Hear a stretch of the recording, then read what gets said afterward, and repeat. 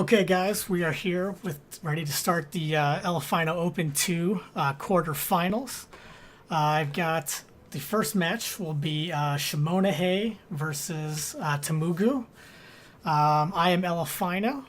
We will get ready to go here in just a second. I got all the players added, got the bracket set up. Here is the bracket. I will show you really quickly before we jump into this first match. So the players there you can see are on the left side. This tournament starts off with a 64 players, and they play through 6 rounds of Swiss. So all these people have already played 6 rounds of Hearthstone today. So it's been a long day for them, and they're really close to the finish line. Thank you for joining us, and we will get going here in just a second. I will let them know that they can get started.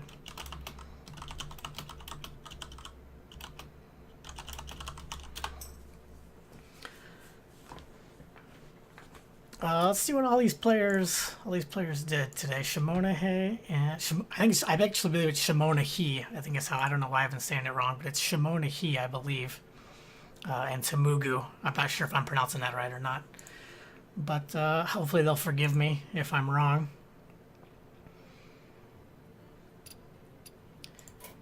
Oops, that's not what I wanted to do. I'm in the wrong match.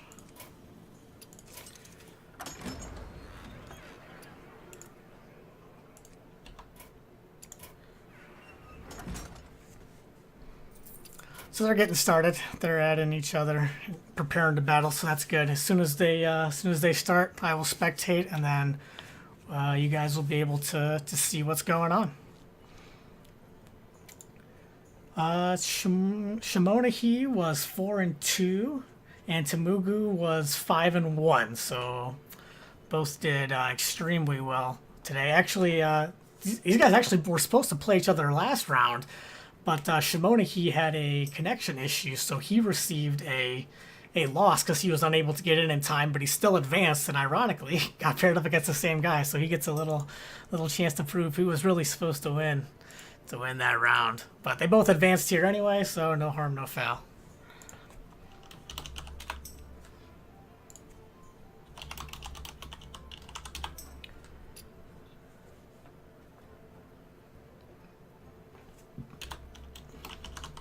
Really close, really close.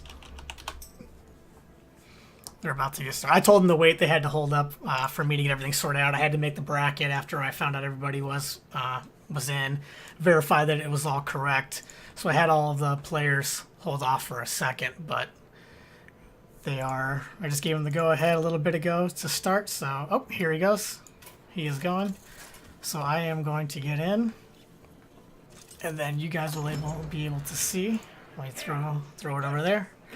We might come in just a tad late because of the delay on the stream and whatnot. Oh, maybe not, actually.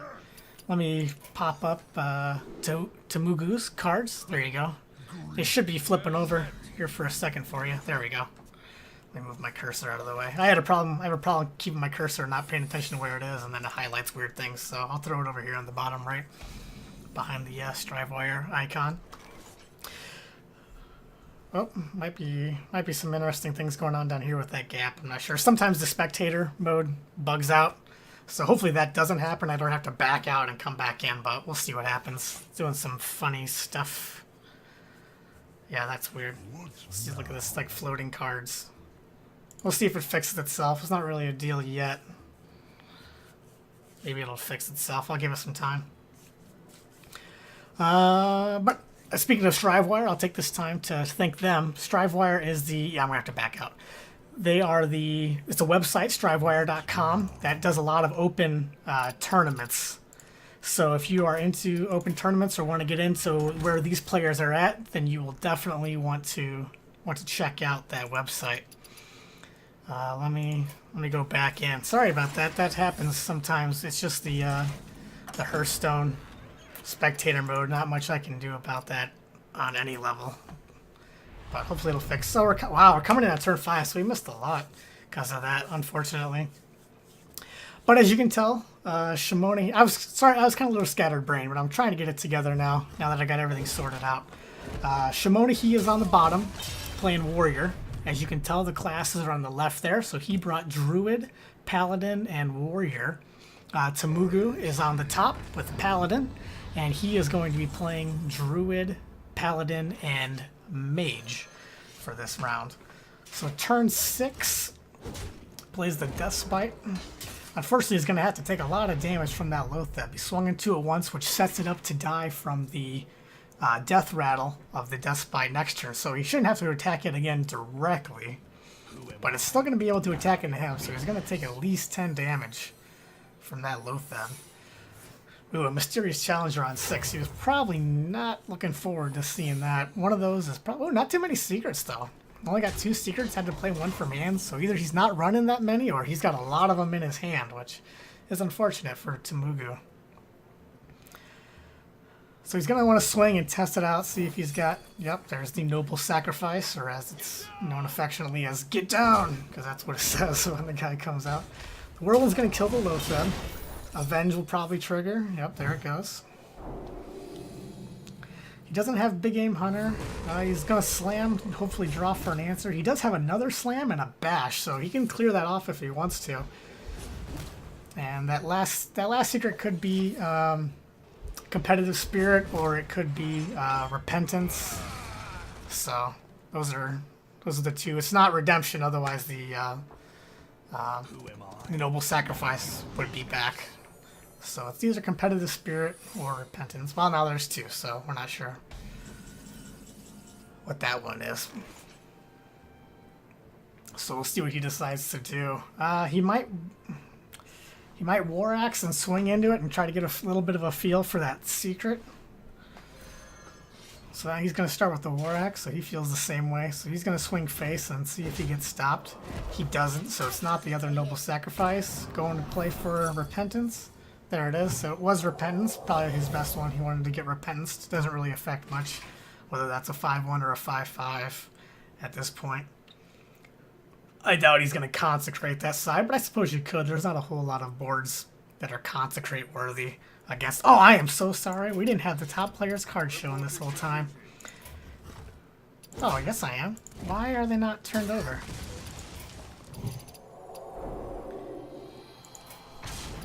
Okay, let's stop spectating him. Oh, that took me out of the whole game. This is unbelievable. I am really sorry. I thought that would just stop me from spectating the top player, and then it would let me spectate him again, so I can see his cards, but now I'm all over the place. I don't know what to do. I should have just left it alone. It didn't do what I thought it would do. Maybe he had... No, because it showed me the cards earlier.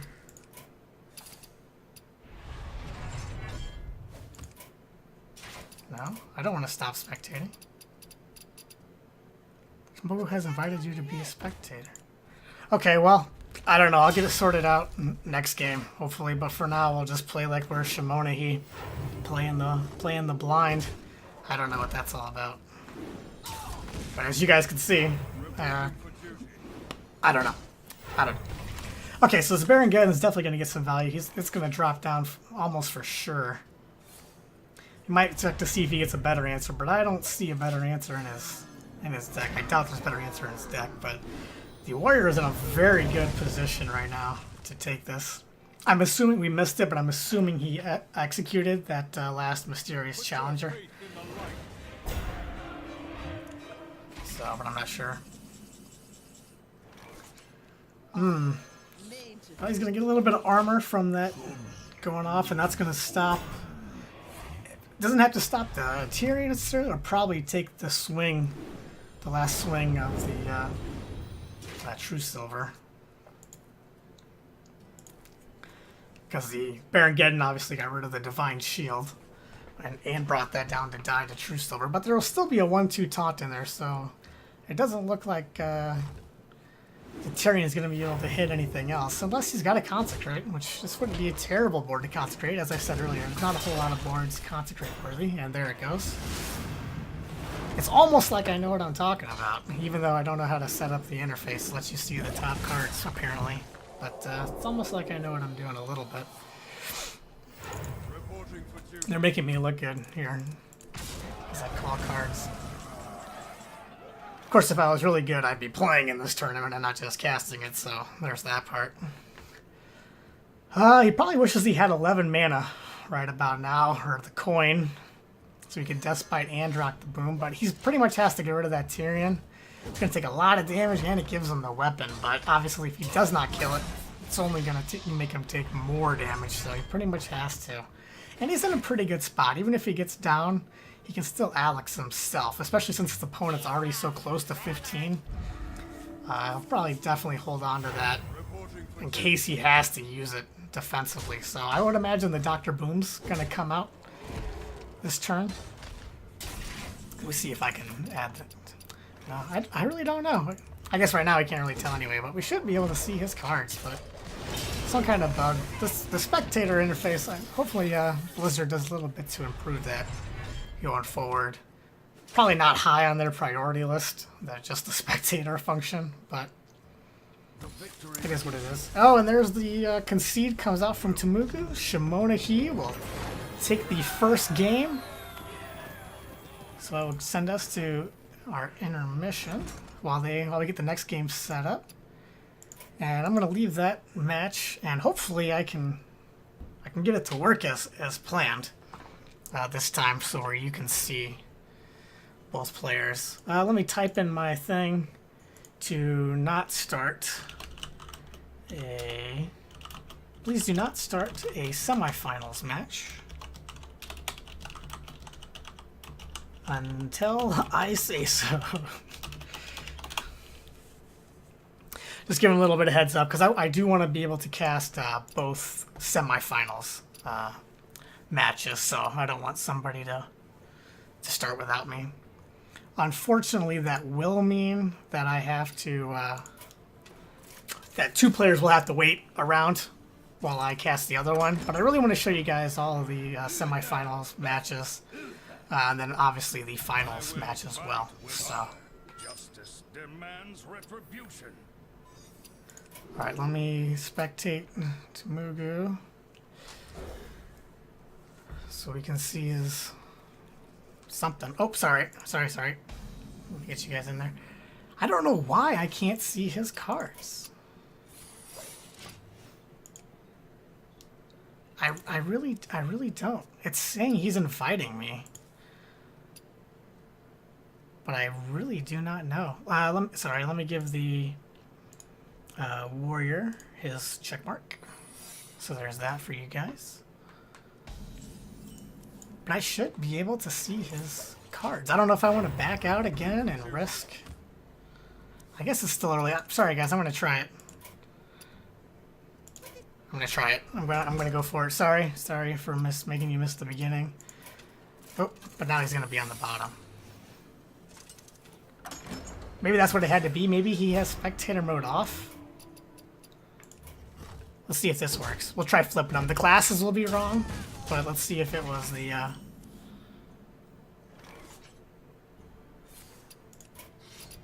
Reporting for duty. I don't know, guys. I just don't know.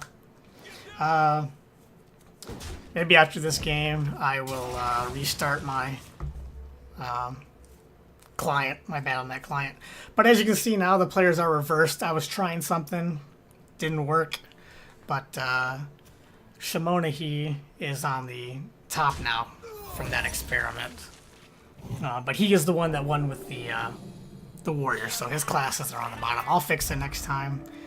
This is so weird. Sorry. Reporting for duty.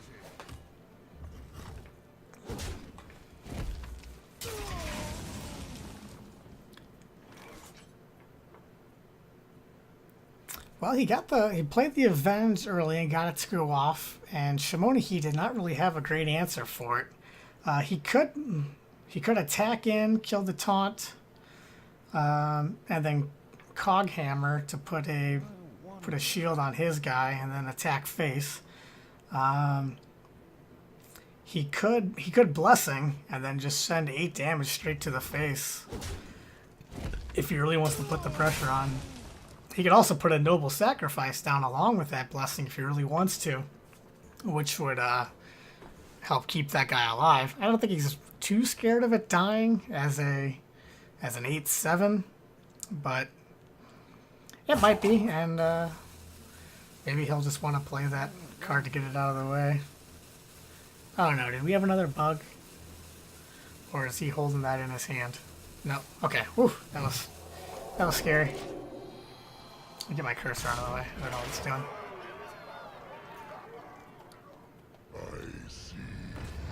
So the Lothar comes down to prevent any other spells this turn. So really it only prevents the muster for battle. So I don't really think the Lothar affected his turn very much.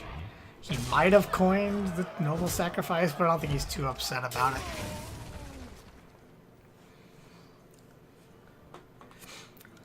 And we're just going to have to play like we are Temugu, because we cannot see Shimonahi's cards, unfortunately. So we really don't know. We are blind. Really, really sorry for that. Let's see if he attacks with the weapon into this. I imagine he would, and keep the... Nope, he's going to go the other route. He really valued his life. Oh, well, oh no, he has a Noble Sacrifice. I was thinking maybe he had done that because he would have 9 health, weapon, and guy would do 9 damage. But the Noble Sacrifice is going to mediate that damage. Unfortunately, it's not going to matter because he has the Blessing. So it wouldn't have mattered if he had taken that damage to the face or not. This one looks like it's going to go to Temugu. And we're going to tie up the series 1-1 with Temugu taking game 2 on his Paladin. So this is Conquest format. Did not say that earlier. Should have. But he will take the win in game 2. So his Paladin is locked out. Shimonahi can still play on his Paladin. I'm going to try to reset my client really, really quickly before they get back in there. So that way I can... hopefully fix whatever that spectator thing was. So let me try to get the mice inside of my computer running at full speed to get this game back up. That's 750 watts of hamster running on a wheel. Okay, so we'll spectate Shimonahi. We'll show you this so I don't forget to later. We will give Temugu his win. Okay. Temugu, let's see if we can spectate his game. You guys saw it? I clicked it. Show me the cards. Show me. Yeah, we did it. We did it. We are victorious. Alright, this is what it's supposed to look like. We made it. We did it, guys. We're geniuses. Okay, so that Noble Sacrifice is a nice pickup here. And so is that Redemption. I think the mini-bot is really, really annoying to get Redemptioned. Because obviously it gets the Divine Shield back as well. So your opponent is really annoying to deal with it. And this is going to kill the Mad Scientist. So it's definitely going to survive. But so so yeah, I guess I take that back, because the Noble Sacrifice, it's really not going to matter. Unless you had killed that with like a spell, then that would have been Redemptioned. But I wasn't thinking 100% straight, just kind of spitballing a little bit. But the Haunted Creeper was a good play. Otherwise he probably would have Divine Favored. It would have gotten him 3 cards, or what was it, 2 cards? Would have gotten him 2 cards at the time, so... But now he can do it, and now he can get 4 cards. So that's some really high Divine Favor value. He has both Mysterious Challenges already, so he's set up for turn 6, and probably turn 7 with both of those. But he was really looking for a turn 5 play, and he got it with the Paladin Shredder and one of those secrets. Unfortunately, he did draw 2 of the secrets, and he's already played 2, so I don't know how much value the Mysterious Challenger is going to get out on turn 6. But I'll probably throw it out there anyway. But if he doesn't think he's going to get a whole lot of value, he may very well Blessing or Shredder, whichever one he doesn't. Yeah, Blessing or Shredder on turn 6 if he wants to, and then he can make a little guy.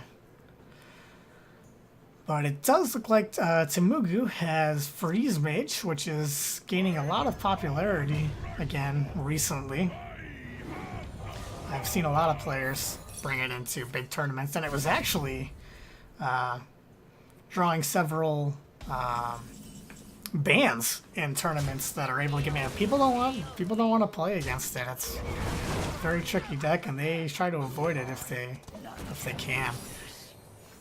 Personally, I try to avoid it because it's such a long game. Oh man, it's a grind playing against Freeze Mage, and it's mentally taxing for me. Maybe some of you are a lot better at it, but whether I'm playing as Freeze Mage or playing against it, there's a lot of subtle intricacies in the match. That's probably a pretty good one to get Repentance. Guarantees it's only gonna get one draw. So I guess Shimoni, he's probably fairly happy about that.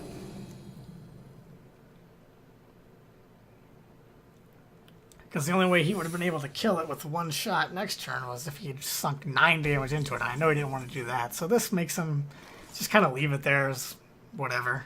He can just go to the face. There goes the first barrier, which means the other one is almost certainly Ice Block. Unless he's running some weird variation. Like Stan Sifka was running a different variation that a lot of people did not want to run into. It ended up getting banned a lot in that tournament. But I believe he had some duplicates in his Freeze Mage, so you can probably check that out. He ended up winning that tournament, which I can't remember the name of it, but it might come to me later. If it comes to me, I'll fill you guys in. But otherwise, you can look at it. I believe it was Stan Sifka and Theiss in the finals of whatever tournament that was. It was in Ukraine, I believe. And oh man, the name is really close on the tip of my tongue. I don't know why I can't think of it. But anyway, he's really going to want a Doomsayer to go along with that freeze. He has 2 freezes, so he could stall out this. He also has the Blizzard, so he has 3 freezes right now. But those low mana cost spells, he would really like to be able to drop with Antonidas to generate some fireballs, because otherwise he's not going to have the damage to clear this off. But he doesn't really want to get popped this turn just yet, because he doesn't have the damage to go over the top. So he's going to stall out for a little bit.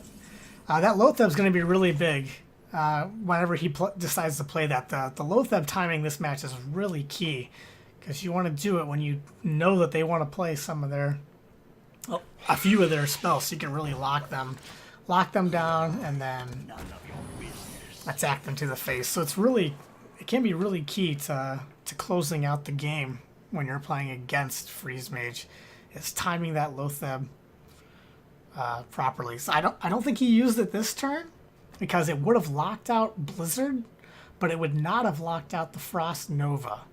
And it actually wouldn't have locked out Frost Nova Doomsayer, so I think that's why he didn't. I think he's waiting to see one more area freeze effect, so then he knows it's a little bit safer to drop that and know he's locking out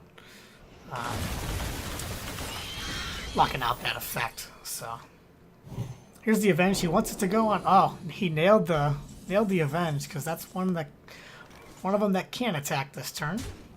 So that was good for him. Obviously, if it had come down on one of the ones that can't attack, it's negated. So he doesn't have an answer for Doomsayer, so he doesn't want to put too many things out on the board. So he's gonna go with the Shredder, because that obviously the Death Rattle, it will still have something on board if it gets cleared off with the Doomsayer. So he's got 2 things with Death Rattle out there. Now Temugu at the top, he's drawn both of his other secrets, so he's going to have to play those manually. He can't rely on Mad Scientist to pull them out for him, which can be good, can be bad. Obviously, you've got to waste mana to play them, but the good side is you've got them when you need them. So you don't want to be hoping for a top deck Ice Block to save you. So I suppose that's the upside at this point. He can... The Flame Strike does not prevent him from getting popped. So, I mean, I suppose he could Flame Strike Frostbolt if he wants to. Because the Flame Strike would clear off... it would leave whatever comes back from the Shredder, and it would also leave the 2 1/1 spiders, and obviously would not kill the 13/9. But obviously, like I said, the Frostbolt wouldn't stop that. So he's saying go. He's saying, I've got the damage over the top to kill you, which he does. He has 2 fireballs and a Frostbolt. So unless... Well, he's got the heal. He can True Silver out of it. But he's got to deal with the... Alex Straza if he's going to do that. So he might have to sink 4 damage into that. So that's probably what he's looking at now. He might as well. He's going to sink the Shredder as well. Oh, he's going to go with the big dude. Really flood the board. And that, look at that timing. That was clutch. The only thing he can do this turn, and he has to do, and everybody knows it, is Ice Block Hero Power. That is all he can do this turn to save himself. So that timing was clutch. And it looks like Shimonohe is going to do it with that Loatheb going out there, because Temugu does not have 17 damage worth of burst. 2 of those did get Emperored. So let's see, so that's 9 mana for 15, so that's not going to do it. He has no answer. It appears, unless I'm missing something, it appears Shimonohe is going to take this one against the Freeze Mage, which I'm sure he's pretty happy to get this.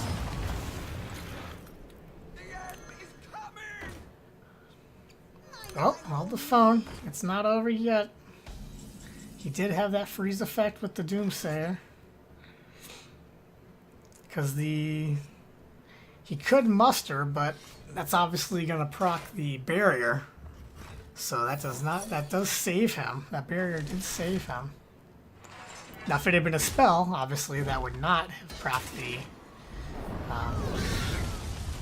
barrier. So Consecrate could have said, oh, and now he gets a little bit more heal if that doesn't get dealt with.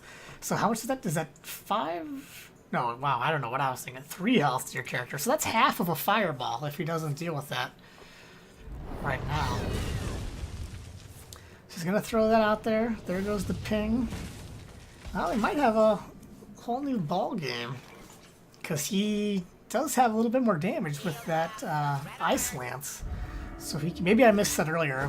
Sorry if I did. Ooh, that Consecrate would have been clutch last turn, because that would not have triggered the barrier and would have been lethal. But a little bit late on the Consecrate. That kind of rhymes. But let's see, is that enough damage? The Frostbolt Ice Lance is 7. Plus 12 is 19 exact lethal. Wow. He brought it back with that ice barrier. Let's see if he sees it. Oh, he's even got the other Ice Lance. So, I guess he can't play all of them. Wait, 7? 7, 8, 9, 10. Yeah, so he can't play both of them. But he does have lethal if he sees it. Unless I'm wrong. 2 fireballs is 12. Frostbolt is 3, so that's 15. Ice Lance is 4. That's 19, I believe. It doesn't look like it. Ooh, he's going for the ping. Ooh, that's unfortunate. He's not going to be happy if he looks at this VOD later. So that's really unfortunate for Temugu. If I was right, maybe I was wrong. These guys are much better players than I am. So maybe I was wrong. It looks like it might not be a factor. He can do, let's see, 2, 3, 4, 5, 6, 7. Now Shimonohe has exact lethal. Oh, wow. And he did not miss it. If in fact Temugu missed it. If he didn't, then I apologize. But I think my math is right. I'll check it. I'll check it later. But that, regardless, doesn't matter if I was right or wrong. Shimonohe takes the win with his Paladin, and that puts him up 2 games to 1 in this match. So he is down to his druid, I believe. Yes. He won with the warrior and the paladin, so that will leave his druid. Let me see if my stream is working. Yep, it appears to be. Let me check the quality for you guys. I should have done this at the beginning. I haven't been reading chat or anything, so I apologize. I am streaming with a 10-minute delay, so if you've been posting in the chat, I have not been reading it because of that. So, I'm not sure what that sound was. Maybe that was my doorbell, but. Says Shimoni, he's preparing to battle a friend. It should bring me right back in there if I don't leave, but we'll see. Yeah, just preparing, so. Shimoni, he is locked into the warrior, but Temugu now has to decide, kind of strategize within himself, what do I think is the best to beat his warrior and bring this into 5 games.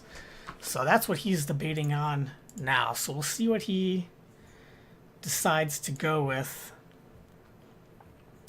Oh, they got a scoring dispute.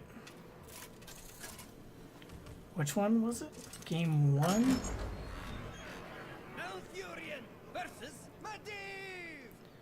Okay. Let me get you guys in there. Here we go.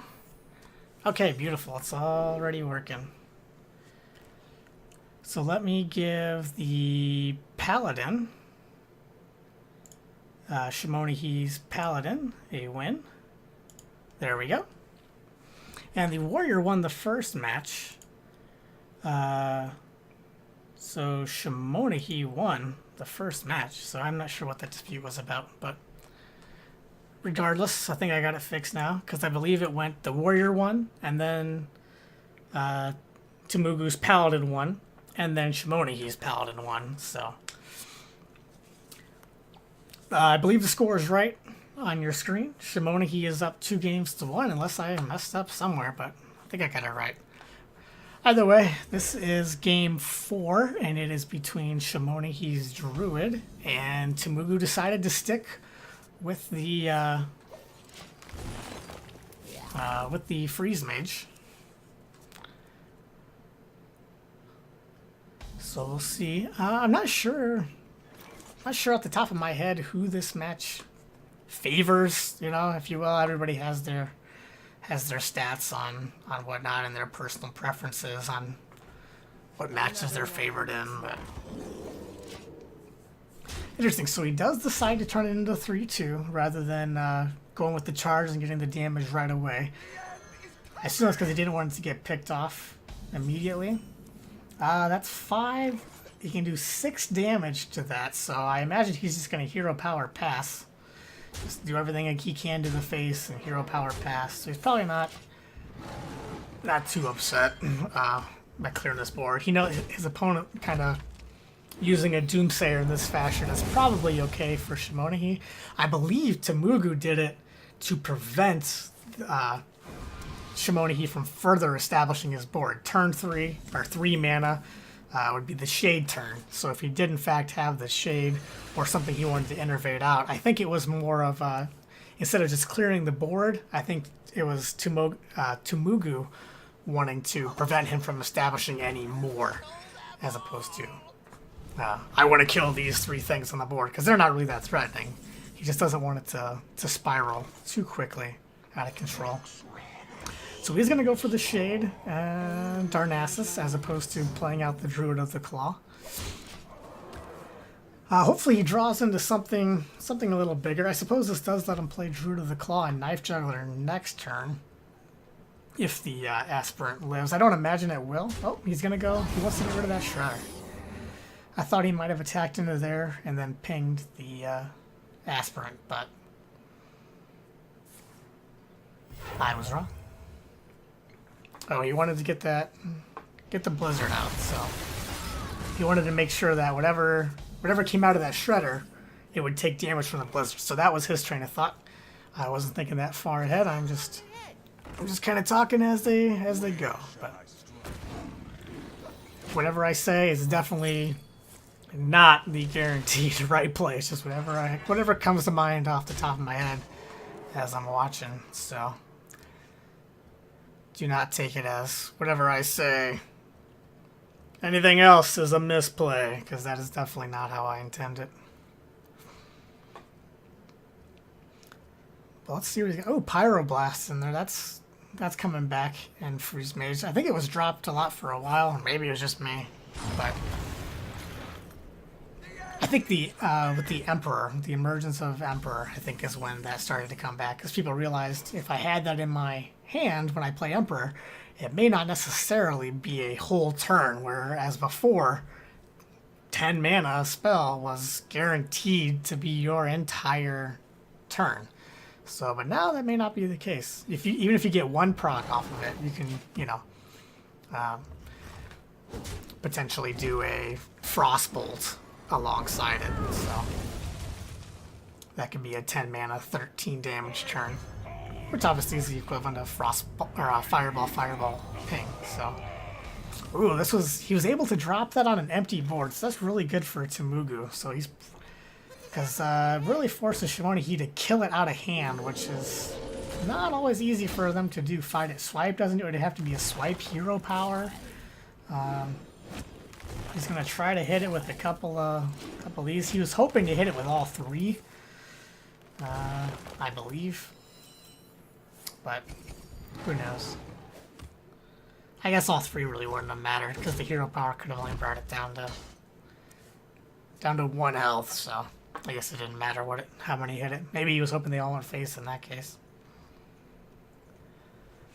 It's time to start burning some cards on the Druid end, though. He's gonna have to deal with that Fell Reaver in some manner, because that's a lot of damage to go to the face. So he's gonna stall out. Ooh, Dr. Boom. Dr. Boom, swipe and swipe. So that's a lot of direct face damage in those swipes. You kind of want those to clear out, because that can get through a barrier. Not an ice block, obviously, but since it's one of the few spells that they run, and definitely the highest damage spell that's ran, you can finish it off with that. Ooh, a Force of Nature. We saw the Savage Roar gone earlier.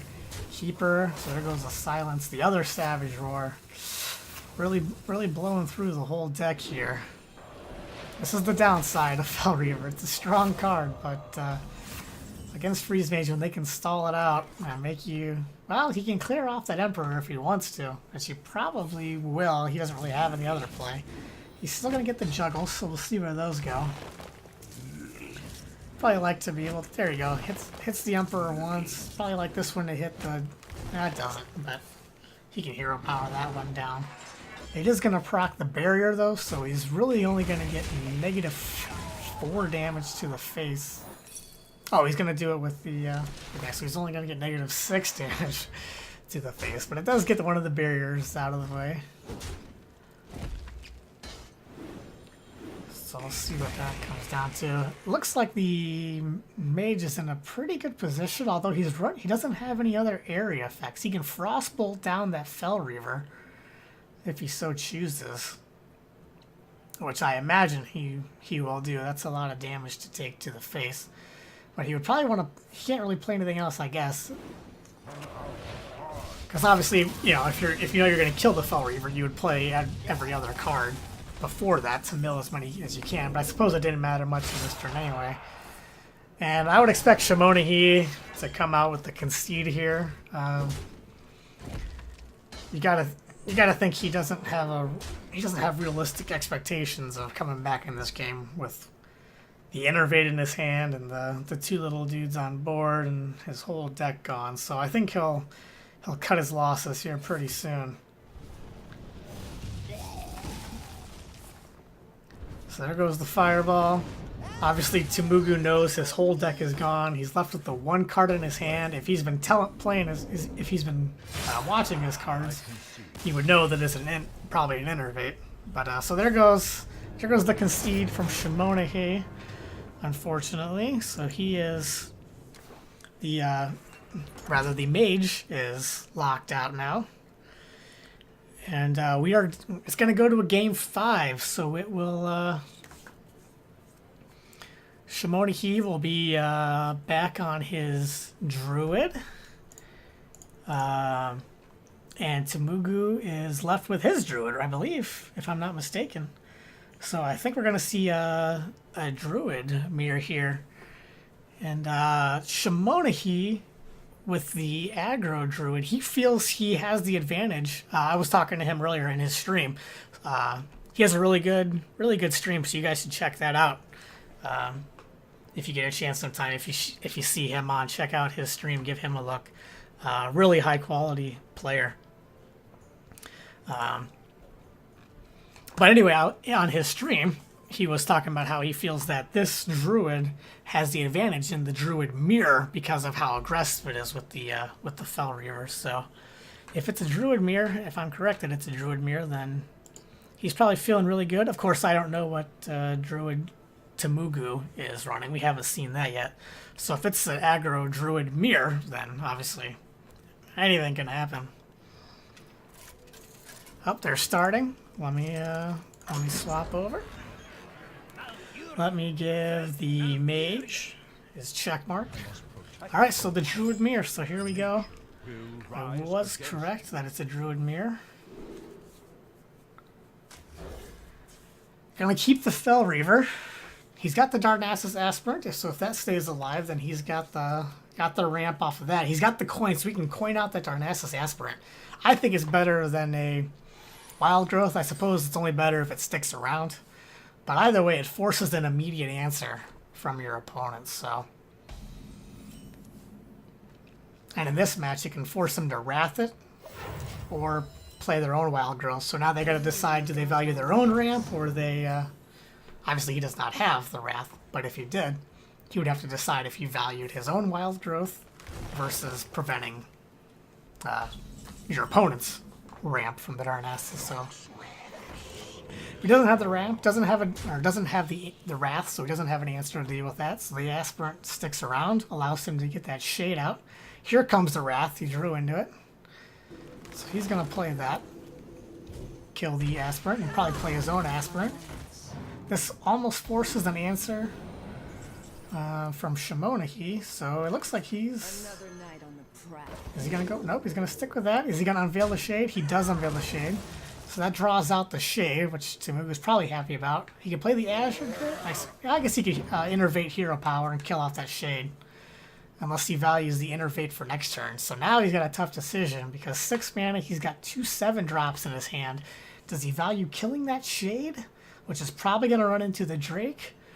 Or does he value being able to innervate next turn, play one of those 7-drops, and then play the 7-drop back? So he does go for the innervate now. He's going to Hero Power down that shade so it doesn't get any bigger. So he wants to make sure that his Azure Drake sticks around. So that tells me that he values the Azure Drake presence, because he either knows that it's a very aggressive and wanted to keep the damage down on that turn, or wanted to prevent the shade from running into the Azure Drake. One of the two. But it does draw out the swipe. Not a whole lot of big boards usually on Druids, so getting some little bit of swipe value is pretty good. That does allow him to deal with that Jungle Panther very nicely. Turn 6, Savage Combatant, that was a great top tick for him. A lot of people consider that to be a 6-drop. I realize it's only a 4-mana card, but a lot of people consider it internally to be a 6-drop because you can play it for 4 and then get immediate value out of your Hero Power. So the Fel Reaver on the other side burns a few cards. He does keep the Dr. Boom, so he's probably happy about that. He could innervate the Dr. Boom and say game on if he wants to, but that Savage Roar would be punishing. It would let him do a lot of damage. So he is going to clear out the Combatant. He decides not to get rid of a Boom Bot. He wanted to go straight to the face because he knows if that Fel Reaver survives, he's got the Savage Roar or the Force of Nature, either or. But he's got the combo in hand, so keeping his opponent threatening lethal, rather, next turn is very good for him. So if he goes for the draw, he's going to probably get punished. If he goes for the heal, that puts him back up to 15. So that is out of combo range. But it's not out of combo innervate range. So he's going to have to... Does he draw cards? He does draw cards, so he's going to have to kill this. And he doesn't know it, but he's got the innervate combo. Shimonahi is looking really good to take... And there it is. The innervate combo, turn 7. he had the draws. He had the cards. Not a whole lot Mugu could do. Basically, he just played that. Hey, if you got it, you got it. And this time he had it. So he is going to take the Druid Mirror. So Shimona, he will advance 3 games to 2. And he will go on to the semifinals. So let me... congrats to Shimona he. Let me mute myself while I get the semifinals sorted out, get all these matches, figure out who won the other matches, and then we will be back shortly, so stick around.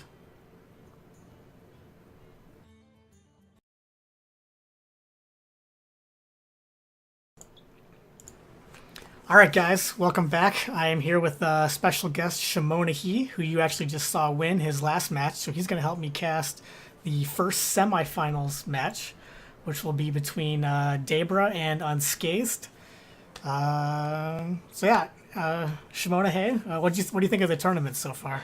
Yeah, so far it's been pretty good. It's been quite a ride. I don't know how I made it to the top 8, but we got there. I don't know how you didn't make it last time. I was really upset. I was looking forward to casting your matches last time, but this time you got through, even though you had that unfortunate connection issue in the very last round. I know my internet blew up, but it's all right. Okay, so I got, let me get us in here. I got them both added on friends. Very good. So let me switch over to the tournament match. I haven't played either of these guys so far, so looks like, what's their lineup? Do you have it? Yeah, it's on the left side of your screen, actually. Oh, okay, perfect. Okay, I might have a...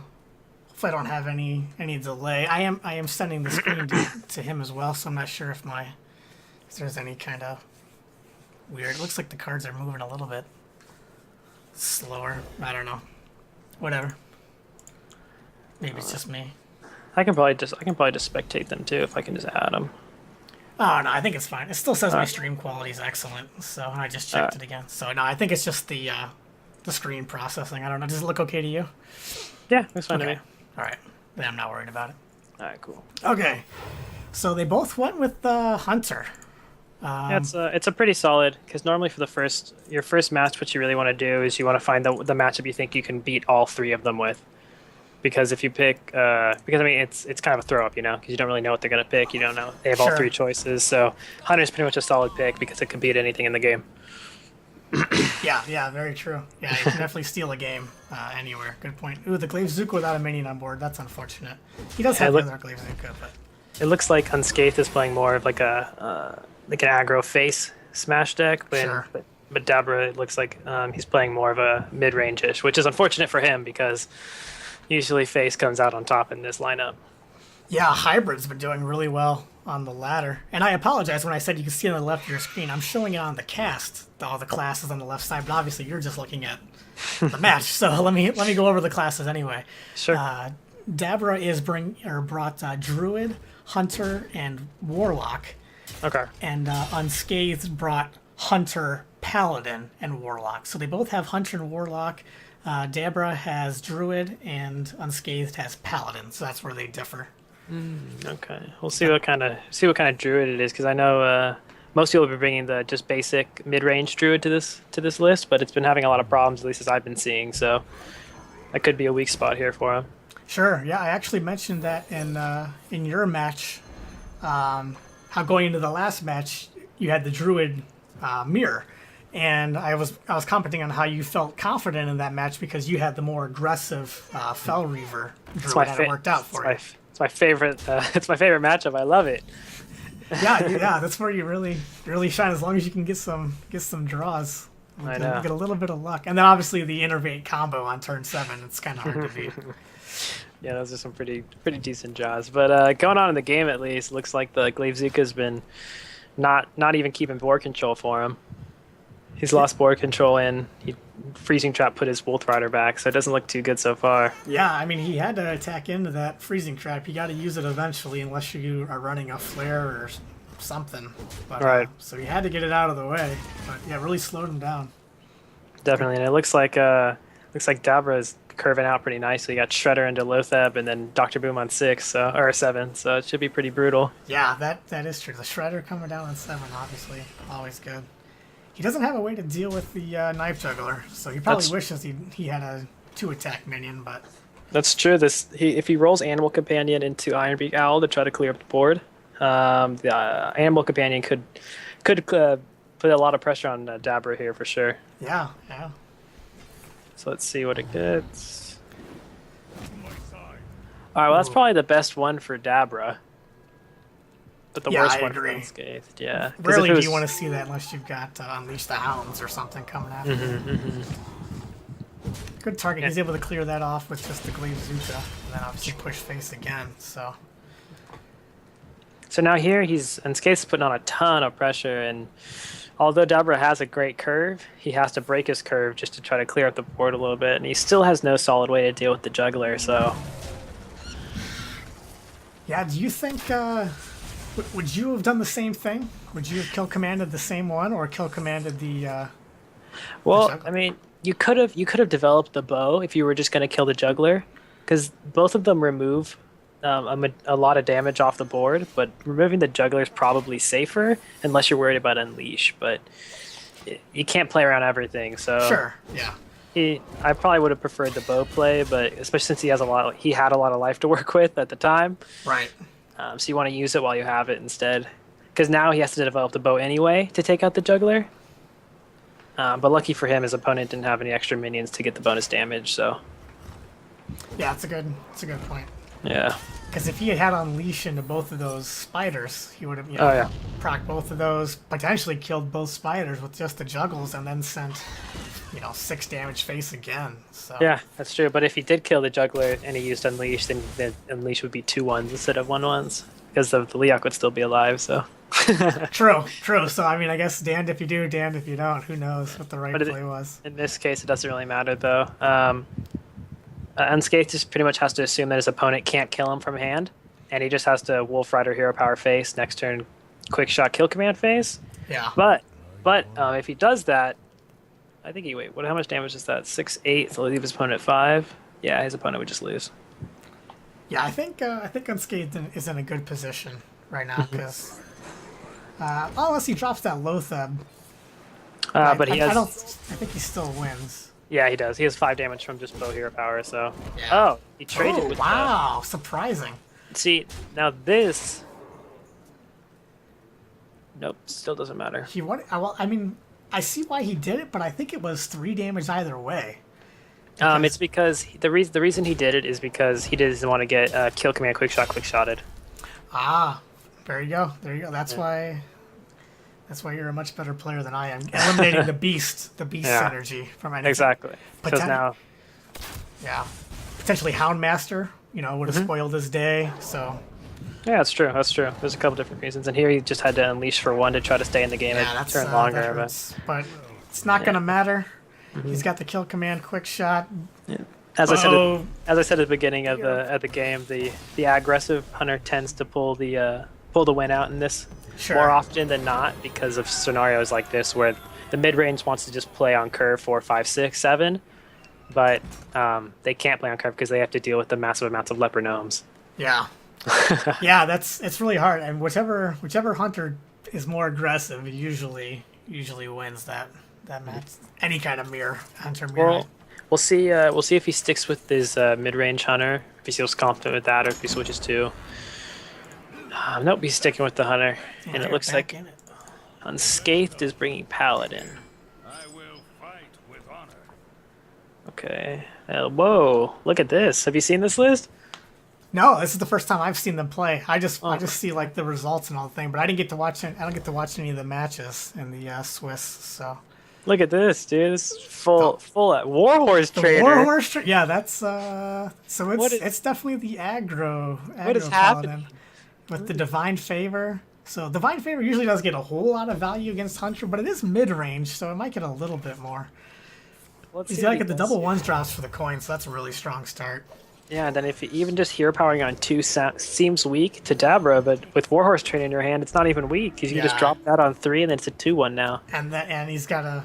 Oh, yeah. Or he could owl.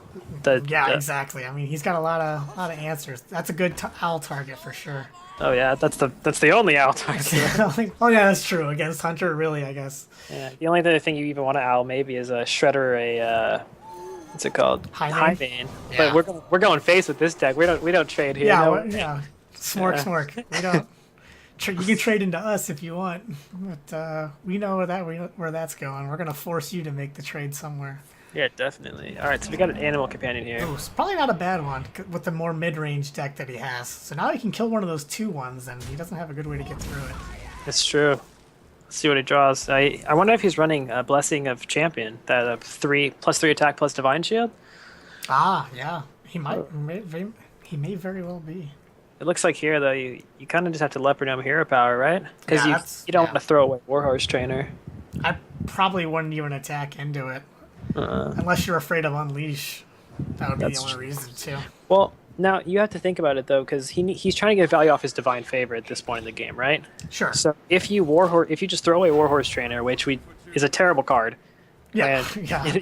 if you just throw that away, and then next turn you can Leopard Gnome and Divine Favor, you might be able to get more value, right? Sure.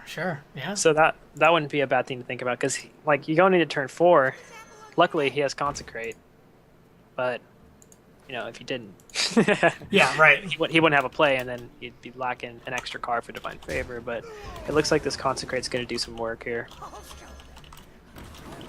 Now, last game it looks like all we saw on Dabra's side was freezing traps. So potentially, he might just bounce back that Argent Squire back to his hand. Yeah. Gets the Divine Shield back. Yeah. Sorry, I was typing in the opponent that you're going to be playing next was curious on what's going on right now. So this is the downside of the tournament where 2 people have to wait, for one. But I really want to be able to show both semifinals matches, so I don't think it's too much to ask. Yeah, no worries. It's so interesting. He's got Defender of Argus too, and he's running double Consecrate. I have no idea. Yeah, I don't know how- I don't know how he's Power winning. Warhorse? That seems pretty decent, because you want a Defender, probably, if possible, the Warhorse Trainer and the Argent Squire, right? That's probably the best 2 targets you Sure. have. Yeah. But now it just depends on how you want to get him out. He might just Argent Squire Hero Power to try to surprise his opponent with the Warhorse Trainer. Yeah. That's true. I mean, it's not really much of a shock and awe effect with as bad as Dabra's hand is. Reporting for duty. Oh, he's gonna throw the Leopard Gnome back out there. That's interesting. Looks like he just wants the extra attack. But then he could have just played Warhorse Trainer. So Yeah, that's a good point. I don't really know. I assumed he was probably trying to play around something that he could kill, like a Knife Juggler, or something with 2 health, as opposed to throwing out the Argent Squire again. ooh, the Houndmaster top deck for Dabra. Really good. He's gonna be able to clear right through it, which I assume is his only play. Unless he wants to Defender, and then he can kill it off with just the Leopard Gnome, but that seems kind of weak. Yeah, that's because you can Hero Power Defender. And then, okay, that looks like that's the play he's decided to go with. It looks like he wants to save his second Consecrate for a card that his deck's pretty weak to, which would be Unleash. Yeah. And this is pretty good too, because you just get to push extra damage again, and it's not like you're taking any damage. Sure, yeah, he doesn't feel threatened at all. He sees the Hunter's hand is fizzling out, so Yeah. he knows he's losing value on that Divine Favor every turn, pretty much. So it looks like here, Warhorse Consecrate's actually pretty decent. You can use Warhorse to get the Misha down to 2 health, and then Consecrate to clear him up. Oh yeah, absolutely. Very nice. So it looks like that's pretty much got to be the play. You got to maintain board control, push 4 damage on face. Seems pretty good. Do you quick shot the Defender of Argus? Now that raises the question. I'd probably just throw away the Hunter's Mark. You know what you're playing against, which is aggro, right? Right. So at this point, you could throw away the Hunter's Mark and quick shot into it, but he's basically just assuming. I don't know what he's assuming, since his opponent's playing aggro Paladin, so he should be expecting buffs. But I doubt he's expecting a second Consecrate. Sure, yeah. So here comes the play that we talked about. That's the play you talked about. I don't know what I'm doing. But yeah, very strong. Buffs it up to a 2-1 to clear through it nicely. Looks like Pretty, we pretty got strong some play. Dabra boys in the chat. Oh, do we? I don't. Yeah, we got some Dabra boys in chat. Unfortunately for them, Dabra's not doing so hot here. Oh yeah, they're still watching the last match, so they don't know it yet. But when they get to our level, they will see that. Oh, he did get a little bit of the draw quick shot value. That's Which true. You don't see a whole lot, but not a terrible draw. He got something he was able to play this turn. Unscathed Hands seems a little clunky here, but next turn he's going to be able to push an unbelievable amount of damage. So Sure. Yeah. here, just play a bunch of low-cost minions next turn, hit him with the Blessing of Kings, and I don't know. Dabra's going to need something. He needs like Unleash. Maybe Unleash would be really strong. Yeah. I was gonna say a lot of these low attack minions are gonna be nice for that creeper. Allow him to clear that. That's those probably little dudes. probably one of the worst draws you could get here. Looks like he's just going to use it on the face. Let's go face and hopefully he's still got a lot of damage to push through though. Yep.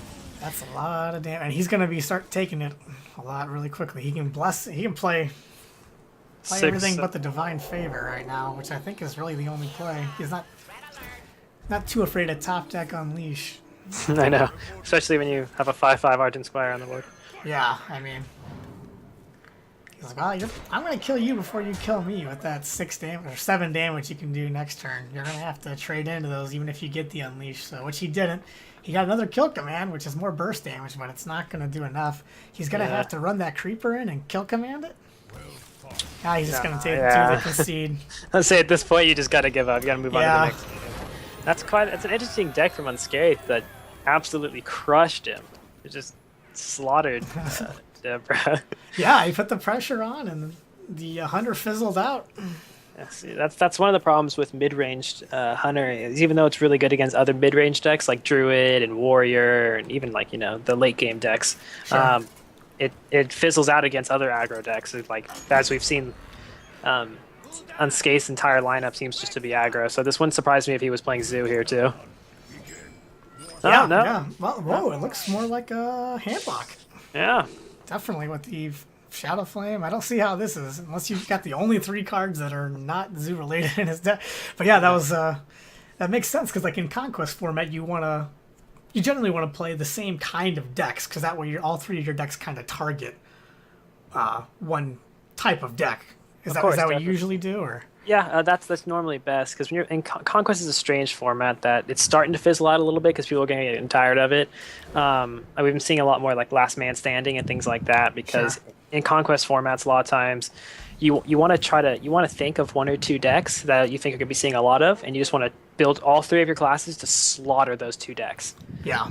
Because if you can target out one deck specifically and everyone brings that one deck, you can just 3-0 that deck throughout the entire tournament. Right. Yeah. That's what I had heard. I mean, I'm not a whole lot of experience in actually playing in tournaments. Just that's what everybody has told me. Yeah, a lot of the times, for example, like my lineup as well as Unscathed lineup, it's 2 aggro decks mixed with 1 control. Because a lot of the late game control decks like Demon Handlock, which I'm assuming is what Unscathed is playing. I could be wrong. Sure. Siphon Soul is a weird tech card. It definitely is. With the lack of patrons now, I've been seeing a comeback of Siphon Souls. Okay. Because you don't need to tech as hard into the early game and to survive in mid game, so you can actually play Siphon Soul now. Oh, okay. Because before you would just run into, basically Handlock was the best deck in the game against Patron. But with less patrons, you can re-tech it back to how the deck used to be. So. Gotcha. Okay. Yeah. So it looks like a pretty standard opening from both sides. There's the demon as we were talking about. Yep. He chooses to go with the Dark Bomb here, which you can't blame him. He doesn't have a giant in hand, so there's no need to maintain a high card count. Right. Yeah, or a Twilight Drake. Right. That's it. That's Twilight Drake, right? Yeah. Twilight Drake, yeah, you got it. And then we got Leok here, which is probably the best one to see, again, for Unscathed. He's probably pretty happy about that. Yeah. It's the least amount of damage being pushed on his face, and it can't even trade with his Void Caller, so... Which is good, because he has no demons. So best scenario for Unscathed, Deborah picks up an owl and owls it for him. Yeah. Ooh, Sylvanas, a couple interesting tech cards from Unscathed. Obviously, these decks are working for him. He made it this far, but kind of some unique ones versus the ones I typically see. We got more Dabra boys in the chat. Oh, really? Yeah. I didn't know. I've never heard of Dabra, but maybe I should look into him. Maybe. Maybe this is something I should be aware of. He's got a whole fan base. I just have no idea. So it looks like a Another second animal companion, yeah. So let's see See how if lucky he is. First huffer? No huffers yet from any of these Wow. hunters. Game must be broken. Yeah, I don't know what's going on. They're not smorking correctly, that's for sure. So he chooses to trade here. Probably a smart decision. So here, after having Void Caller out for a couple turns and not seeing an owl on it, if I was unscathed, I would just drop Sylvanas and pray. He doesn't have it. Sure. Yeah, you got nine damage coming at you, but he's expecting a more of a hand lock, so he'd probably be a little bit hesitant to go too much smork. But I guess 9 only puts him down to 15, which is kind of the golden number. Yeah, he wants to kind of put his opponent just out of range of playing both Molten Giant and a taunt, at least until, as we've seen in his deck, he has like a Hunter's Mark. So at least until he either pulls a Hunter's Mark or manages to get like a kill command or some quick shots to push through the taunt. Nice, yeah. Or go over the taunts until he has the burst damage to go over the taunt. So it looks like here Bear trap. you might be calling it quits and just smash in the face. Yeah, interesting. Obviously, the Warlock's feeling the pressure. He did not life tap. He floated 2 mana. He could have life tapped. So you got to think he's It's interesting that he decided to play the Drake at 4 mana instead of both Sylvanas and Emperor, which had a bigger impact. Because here, again, he can taunt just the Drake, but then he loses to 1 silence. So yeah, that's a good point. I mean, he could play the tempo big game hunter and then Shadow defender Flame? both of those. or he Shadow could. Flame, I Yeah. suppose. So now here at this point, you have to hope it's not freezing trap, which it isn't. But you should have probably siphoned that one and killed the Leok. Yeah, definitely less damage to your face, or rather, not to your face, to the Drake. He needs to do something though, because his opponent's looking at 8-11 damage right now on board. Sure. Looks like he will be going for that tempo BGH play, which raises the question: should he be just played BGH and Shadow Flamed it, and left just 3 damage on his opponent's board? Because here, this Unleash is going to punish him really hard for his decision. Yeah, and it also sets up that would have set up Hellfire next turn to clear the rest of the board. So now he's got to.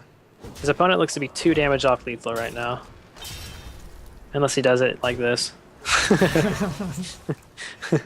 Looks like he decides not to use the Unleash. Looks like he's just going to play the high main. Also, the decision to pop both of his Haunted Creepers seems a little strange. Yeah, but he could plays just. into Hellfire. Looks like he's realizing that he should have played Unleash, but it's too late now. You can't go back. Right, he really wanted to get the threat of the high main out there, probably to deal with some bigger dudes, expecting some Moltens maybe. But he doesn't really have an answer. No, he does not. He could attack in and Hellfire, but it would still leave the 2/2s. 2/2, so that's 4, 6, 9 damage that he'd leave on board with. Oh no, he could Dark Bomb. Oh, he's gonna clear with the Dark Bomb. Yeah, I didn't see it. Okay. That seems pretty good. So it looks like his opponent's only going to have 5, so it's going to leave him with 4 health. So he needs to pull either. He's looking for Draxus and Healbots at this point now. He has Siphon to sustain a little bit, but he's looking for either Healbots or Draxus to really just close the game out for him. Yeah, we're not even sure what he's running in this deck. Does he have Giants? I mean, we know he's got a Healbot in there somewhere, but maybe he doesn't have. Yeah, we haven't even seen him yet, so who really knows at this point? Yeah. There's one Healbot. Okay. So here you only have one play. It's just you Drake Healbot. Yeah, I don't see another out. But he still has no taunt givers, and the Healbot's only gonna help for so long if he doesn't find a taunt giver. So Sure. Yeah, that hunter hero power, it'll wear you down. because he's gonna need at least, I'm assuming at least 3 turns to kill his opponent, and he can't even. The moment he hits face, he's getting bear trapped too. So Sure. Yeah, it looks like Deborah's still getting punished for not using that unleash earlier. Ooh, does he attack with the bow? Interesting. It is his last bow, and we can assume he's not running Cleavezugas because he's more of a mid-range. So he does want to get rid of the heal bot though. One less taunt target, I guess. Okay. All right. And he knows his opponent probably isn't going to be attacking face anytime soon, so he's probably not going to get the benefit of the secret adding a charge. Right. So here you can clear the board if you want to in a couple of different ways. You can Sylvanas Shadow Flame, which looks like it's the play he's going with. It destroys. Take the shredder. Whenever it comes out of the shredder. Yeah, it takes the shredder spawn. So. Oh, it's a taunt, so that's good for him. Oh, yeah. Couldn't be much luckier there. So that's probably freezing. We would expect. I think I can actually see. Oh yeah. Okay, so we got a freezing and a bear. So it looks like here you just unleash, quick shot the face, and hope you get a kill command for lethal, right? Oh, that's true. It would be lethal. Yeah. Here comes the dream. Oh well, not a terrible drop. It's a big It's not minion. bad at all. Still clear off the taunt. Mm-hmm. You don't want that to get freezing trapped, so. Yeah, and actually, that's probably going to be game. Because it locks out the Siphon Soul. So Yeah, he can't attack into that and Mortal Coil it, even though he probably doesn't think he can. He probably is expecting freezing trap. Yeah, he has to tap for something here. Yeah, he's going to attack. Guarantees the freezing. He's got to tap for probably a Sun Fury. Heal bot? Oh, okay. I don't know what the hell that's doing in the deck. I don't know. I don't know. This was a very very interesting. Okay, All of so none of Unscathed decks make any sense to me. the Ever fanboys are maybe that's a strategy. Keep your opponent going, what the? As opposed to just like, okay, well I know he's got. If you know your opponent's. Go ahead. Sorry. We didn't see any giants at all in that deck. No. Not even through the mulligan. So. No, we didn't see a giant. We didn't see Jiraxis. We didn't see Mal'Ganis. Not saying they weren't in there, but So it could be this could be a falling point for him for sure if Dubber can pick up an easy win with his I'm assuming combo druid list. In the Warlock mirror should be favored for Dubber, assuming he has a more standard Demon Lock list, which it looks like we're gonna see first. yeah. Okay, so the hunter gave the hunter his check mark. You can't see it, but on the left side of the screen, I have the classes that the players are playing. And when they win, I give them a check mark, so the fans at home can see how everybody's doing. So you can check out the stream later, the VOD, if you're curious. Yeah, watch myself turn 7 combo somebody. yeah, that was. I was like, well, your opponent's just kind of saying if he's got it, he's got it. I lose, and you had it, so not much you can play around on that. So again, we see that Deborah's actually bringing a demon hand or a demon zoo list instead of a demon handlock list. So that's pretty interesting. We'll see what he's got hidden away in there. I'm sure it's more of a mid-ranged with like Lotheb and such. But it looks like be consistent with his hunter deck. Is that what looks you're like going off of? Yeah, that's what I'm assuming. Unscathed is bringing the Void Terror. I don't know. Wow. I'm super confused on what's happening.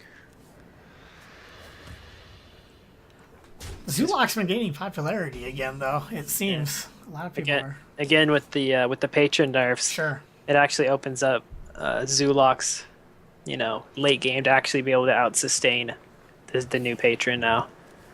Because there's still that turn 5, turn 6 patron play where you get 4 patrons, but most zoos can handle that, but they can't handle the frothing. But now that frothing's gone out of the decks, it's a lot easier for them. Yeah, that's a good point. Because I haven't seen any patrons at all today, which is surprising. I was expecting to at least see some people trying, but nobody even tried. So it looks like he's deciding to coin out the Twilight Drake, which is gonna get punished. Yeah. It's gonna get punished pretty hard by the owl sitting in Deborah's hand. The only demon he had in his hand though was the Imp King boss. So I guess he didn't want the Void Caller to call that out. Maybe he's gonna hold off and see what else he can get. But yeah, you're right. Punished by the owl. Mm-hmm. He can just throw away his 1-drop into the 4-drop, which is always a good feeling. That hurts. Obviously, the best answer to that would have been The why can't I think of it now? The shaman card. Oh, Earthshock. Earthshock. Jeez, wow, I couldn't think of that. But he's not running Earthshock, so So it looks like- can't do. Since Unscathed isn't running Molten Giants, which I don't know if Deborah's managed to find out yet, but with the way Deborah's hand is with double power overwhelming Doomguard, that's 13 burst damage from hand alone. So Oh yeah, assuming he doesn't. Well, I guess he's got something else he can. I was gonna say on an empty board, obviously that'd be different, but right, of course. I don't know what I was looks- thinking.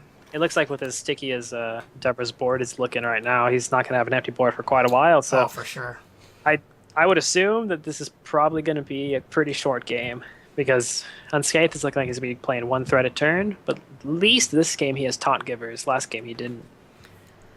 Yeah, what did you hear? Do you Owl Void Terror or Owl Imp Gang? Or, At this point, next time you just kind of have to assume that you're going to be playing Sun Fury and one of your 4-drops. So this turn you probably just have to play the other 4-drop and take the damage. okay. So it looks like with the play he's going with, he's just going to drop the Twilight Drake here. Next turn he's going to play Void Caller into Sun Fury Protector to get up taunts. Yeah, try to stall out the game with some big taunts. Yeah. And Arabian Egg's a huge pickup. That's a great activator for his power overwhelming. It also gives him yeah. a little protection from AoEs like Hellfire and Shadow Flame, For sure. which Unscathed doesn't have anything. So right. Yeah, he doesn't know that. We know that. yeah, Deborah's going for the smart play here. He's setting up just a lethal play. He says, if you Right. don't have a taunter here, I'm just going to win the game. So Yeah, because he Now- knows he's also, like you said, he's got the egg. So if he does have a Shadow Flame or Hellfire, he's like, okay, that's fine. I'm going to tempt you to Shadow Flame my board or Hellfire my board. it looks like he's more partial to the Owl Defender play, so he can also clear the Imp Gang boss. Makes sense. Yeah, it's not a bad play, but still with no AoE in your hand, the board's looking pretty full. He's hoping he can draw into, or at least he has to sink all those guys into his taunts, I guess. Well, with the Abusive Sergeant draw, definitely here, Dabra should be drawing first. Because he's going to tap this turn. Which I think he's decided to do last. There we go. There we go. The Flame Up, not a bad pickup. Yeah. Although this is a juicy Hellfire board if he's able to draw into it. We know he doesn't have it right now, but Alright, it looks like he's saying again. Remember that 13 damage we were talking about earlier? yeah, yeah. Who has 13 he's- health. He's no fool. He knows exactly how much burst damage he has. Now here's going to be tempted. Yep, it looks like he's going for the Implosion and the Sun Fury play. It doesn't seem bad, but it's going to get him killed. So. I don't like it. I probably would have Void Collared, taunted. Because then you pull out probably the other Void Collar, because those are some really weak taunts. I mean, that doesn't stop anything. Yeah, that looks like that's game. Looks like Dabra's going to pick up a second win. Yeah, we'll see if he sees it. Hopefully he doesn't play Doomguard first, right? Right. Oh yeah. The throws. I The throws. don't know. We've seen some pretty interesting things this game. Like, I turned on the stream at the end of my game when he missed lethal with his freeze mage. I was like, "Whoa." I was gonna. I didn't want to say anything about it on stream. I was gonna tell you about it later. I was gonna forfeit in the game. I was almost 100% sure he had lethal. But whatever. Hey. Yeah, because I assumed that you counted the damage out afterwards after you saw that he had both of the things. But all right, well so that evens up the series. It's now 2-2. Yeah, after a quick 2-0 by Unscathed, looks like he's fallen a little bit behind his Warlock deck that we're not 100% sure what it is yet. Seems to be falling behind it. I was thinking maybe it's a demon list, but we haven't seen Doomguards or Mal'Ganis or Draxus. Oh, you don't know what it is? Oh, it's the Unscathed Warlock. Oh, Yeah. No, you didn't see that on Hearthhead? That was it's all the rage. must have missed that one. Unscathed Warlock. All right, so the final match. Let's see if he can pull out a win with this Warlock. So it looks like it is just a basic mid-range Druid, which is great for Deborah because that's one of the most solidly consistent play decks in the entire meta against the Unscathed Warlock deck. Sure. All the data we have on this deck. Yeah, so far we've seen a lot of cards with almost no synergy. So, because it looks like he's running Void Tears, but we haven't seen Power Overwhelmings or Eggs. So, oh, There's a giant. He does have giant in this deck. He's just been terrible at drawing him. He has no molten giant draw skill. yeah, maybe. Yeah, it must just have been some really bad luck going on there. Okay. Oh, he has ancient watch. This looks much more like a typical hand lock deck. Is this a different deck? Wow. You know what?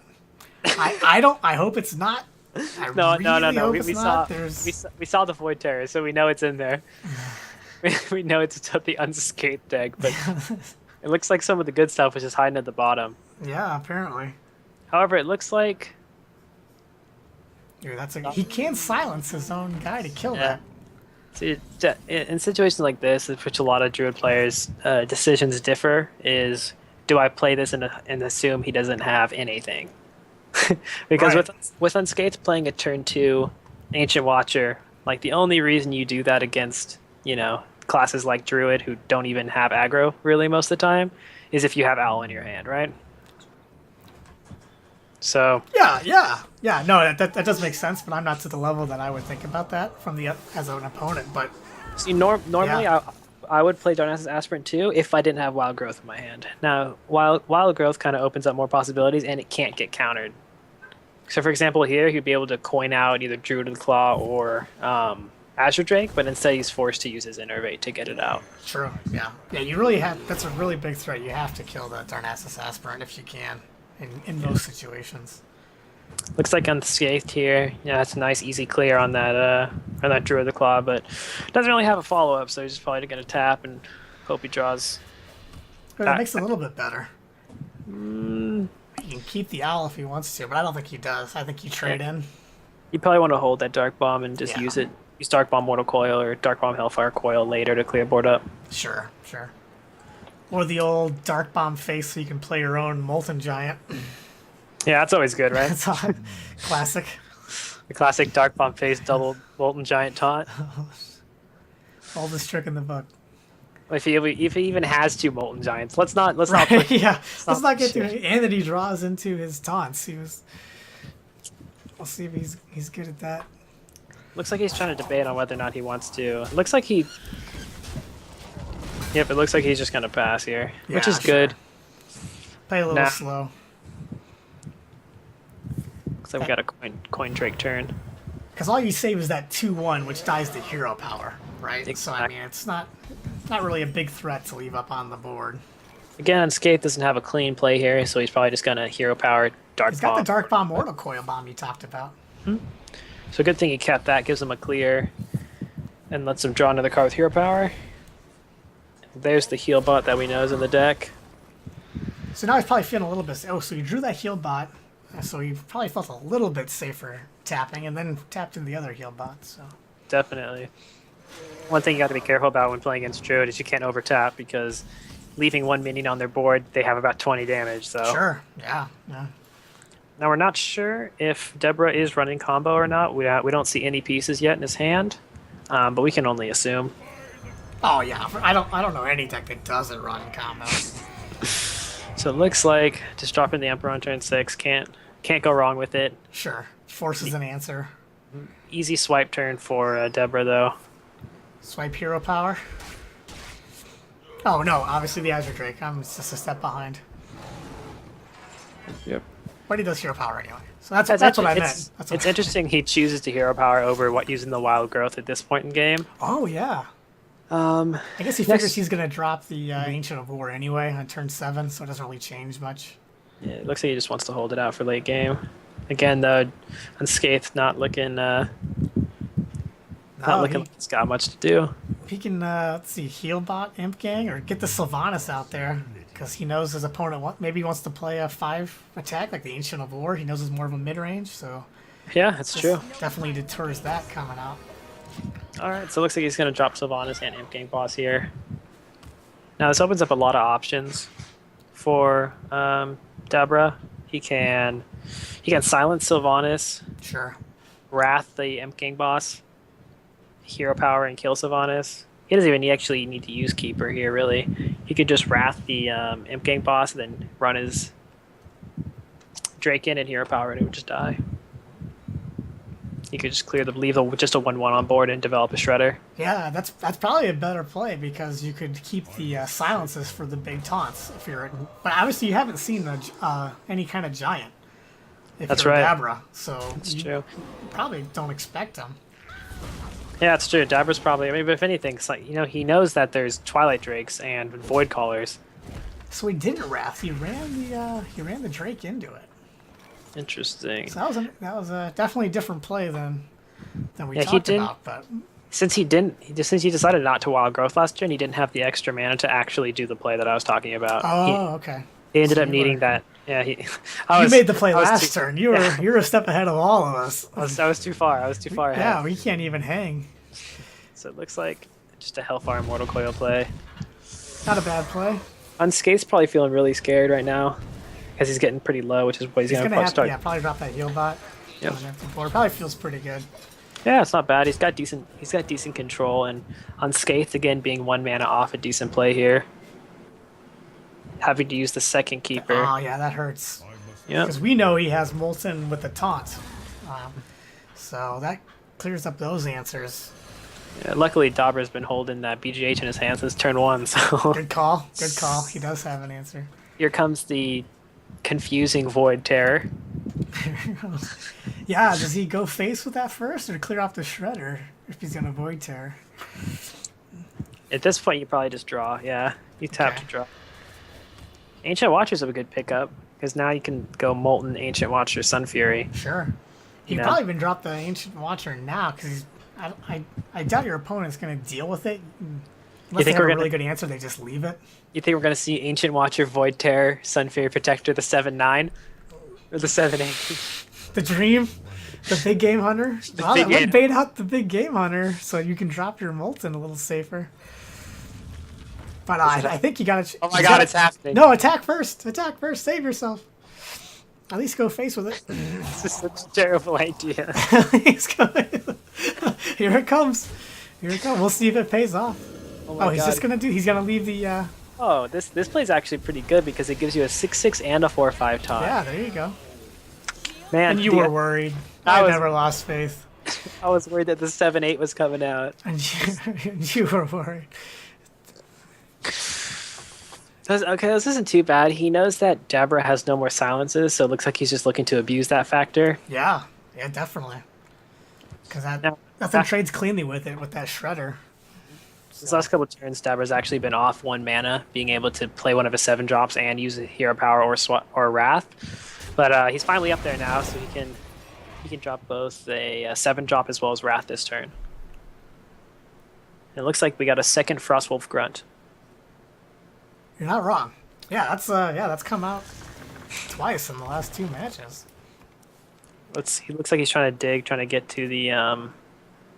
He's gonna rat his own keeper. No, there we go. Looks like we got at least 1 combo piece, which is I'm sure was what he's digging for because he knows he has to kill him eventually. Yeah. Well, a normal handlock you would have to kill eventually before Jaraxxus and things like that came out, but the Unscathed Warlock deck, he's kind of running out of steam. Yeah. Why not Wrath that 6/2 there? Oh, he wants to kill that one as well. He wants to keep his taunt intact.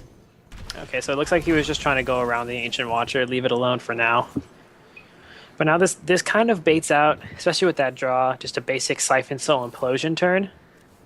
But it looks like he's just going for the draw with it. There's a Mal'Ganis pickup. Well, he probably wants to save that Siphon Soul until he can get that Molten Giant out of his hand. That's probably true, yeah. If he can, or save it for something a little bit bigger. This Implosion is going to be actually a pretty big problem for Dabra because he doesn't even have Swipe or anything like that in his hand. Yeah, and if he runs that Ancient of Lore, then it dies to one of the imps. So So it looks like to me what the play here is for Dabra, he's going to run into the Ancient Watcher, Hero Power down one of the 1/1s, and play the Ancient of Lore to protect his lore. there you go. But because of the Siphon in hand, Yeah, he's gonna get. it's just gonna basically get thrown right back at him. So, but I mean, he did just pick up, Dr. Boom, But Unscathed picked up ETH, so Unscathed hand. There's the heal bot. He didn't want to use it, like I was saying. He hesitated because of the Molten Giant, obviously. But now he's dropped both heal bots. So is that Molten Giant ever coming out? Yeah, Who I'm knows? actually pretty surprised he actually decided to do that, especially if he's running Draxus in his deck. He's basically never gonna be able to play Molten Giant. It looks like Dabra doesn't even care about his Ancient Allure. He's just suiciding the lore and It's got going Living straight. Roots it. So, but it's still could die to the 3/3. Oh, okay. But then it dies itself, obviously. Right. So it looks like you just draw here. See what you get. Draw. You could always do the big game defender. A big game defender wouldn't be bad. It's really weak to boom bots though. Oh, sure. Oh my god, what the hell? Well, I mean, obviously, the Fearsome Doomguard, now. I mean, I forgot. Why? What Ooh, else I would think you what, play that into the Boombot. He's just going to suicide it. Yeah, you got a BGH here unfortunately. Oh, yeah, for sure. So it looks like he's chosen a 7 mana 6/8 over Mountain Giants. I can't say I approve of his decision making, but I'm excited to see what happens. Time will tell. Time will tell. I never call players wrong. Never. We shall see how it pays off. He's debating dropping the defender here, which he shouldn't do. Because that's his only taunt giver in his hand, and the whole board's going to die to boombots anyway. Yeah, that's rough, because now he doesn't have a taunt giver for the Giant or Mal'Ganis, or the Fearsome Doomguard, which is obviously a pretty good... Ooh, that's a rough Boombot. Because now Looks this like- either way dies to Hero Power. Dallas definitely dies to that. He's got the Ancient of War, so it's going to be forced to Siphon Soul. Deborah's doing his classic play everything and then draw combo. Sure. So it's a standard play here. But either way, not much he would have drawn would have changed that play. Except for that, there's man. the combo. There's the combo. Wait, did he just miss lethal? No. There's a taunt. It was maybe. Yeah. Yeah. So it looks like Siphon Soul Void Caller is the only play here. Yeah. Because at this point, with the hand looking like that, if you leave anything alive on board, you lose the game as Unscathed here. Sure. Yeah, Oh, that's okay. definitely not over though. Well, there's Ooh. double combo. Double with Innervate. So now he's got 22 burst damage from hand.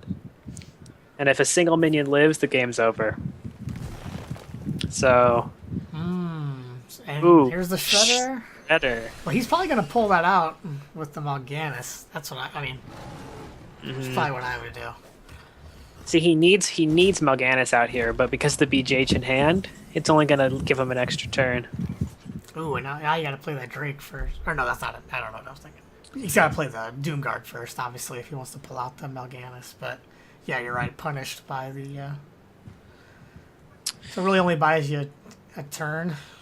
Yeah, so it looks like you just play the Doomguard, run in your Void Caller, and then you get a free tap as well, and you can hope to either pull... no, you pretty much need a taunt giver, because how many taunt givers have we seen this game? At least 2, right? At least 2, yeah. Definitely one Sun Fury and one Defender of Vargas. I think that's just the 2. So we can assume that the Unscathed runs at least one more, Sure. Oh yeah. and...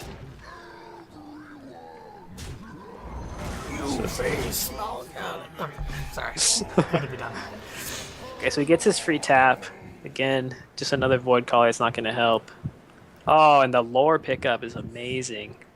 You can just lore BGH. Yeah. Lets him play on curve this turn and But next first, turn. we got to do the signature. Something's gonna live on this board, so I don't know how Unscathed survives around, unless, like you said, he gets a taunt giver. He needs a taunt giver, or maybe I think he still has Shadow Flame. Well, Oh, there it is. the caster's curse, as they say. So Void Caller, or what do you do here? First you draw, Okay. and then after that you hit face with your Fearsome Doomguard, Or do you kill Probably. the 5/5? and then just Shadow Flame the Drake. Right. Or the Void Caller, I suppose, depending on if you draw into a demon. That's true. I guess again you have to tap and see what you get. There we go. There's the Sure. tap. Oh, well, there's your taunt. Oh, I got a taunt giver. So it looks like he could actually do this. So he has to play the Drake first. It looks like you just hit face and Shadow Flame the. Oh, he's not Shadow Flaming. I think he's dead. I think that's too much damage. Is it? I don't. I think he's still alive because both of those will have to run into those No, he's taunt dead. givers. Like you said, it's what 22 damage double combo. It's 22 damage plus 8 plus 5. That's 13. He's super dead. Because that's 22 plus 5, which is 27 plus 8, which is so it's 35 damage minus 8, which is yeah, he missed lethal. Well, you know, it It's not- happens. It happens Yeah, to the 'cause- best of them. Oh, what is going on here with my screen? Oh no. Spectator glitch? Oh no, you're good. Yeah, it happened during your match during the first couple of rounds, and Oh, I was did really it? upset about it. You'll see it in the VOD. I had to back out of the game. Like after one of your games, I had to back out of Hearthstone, and then it fixed it. But I couldn't see the top players' cards at all. So Well, anyway, it got fixed eventually. here you again unscathed, thinking, well, I guess I'll just draw a card. But when he draws the card, he loses the game So many possibilities. because here the play is to tap, play Twilight Drake, hit and Shadow Flame the Sun Fury to clear board. Sure. And it leaves you with a 4/5, which is good, and you have 21 health, which is good. But he has 22 damage in his in his hand. So Dabra, even though missed lethal one turn, it's okay. Not everyone. That was a lot of math. There was a lot of math in that turn. It's not over. Not quite, but it looks like he's not going to draw. He might actually play around double combo here.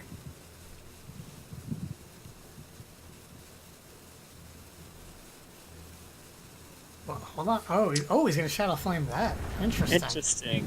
So that was probably a misplay. He didn't. Yeah, he didn't see the one you mentioned, perhaps, but because he could have left the 4/4 on board, right? Giving his opponent 1 armor. As someone who is in the semifinals, I personally hope Unscathed makes it all the way, and I get to play this legendary deck. you wanna face off against this, huh? I do. I'd love to see what it's like to be on the other side, confused the entire game. Well, you'll be less confused, I guess. Maybe I should have let you cast with me. I know.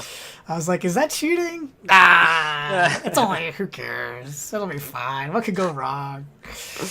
He's got to win his next match anyway. Yeah, we'll see. We'll see how that goes. Oh yeah, you need to fix the bracket thing, by the way. I don't think the guy never accepted the.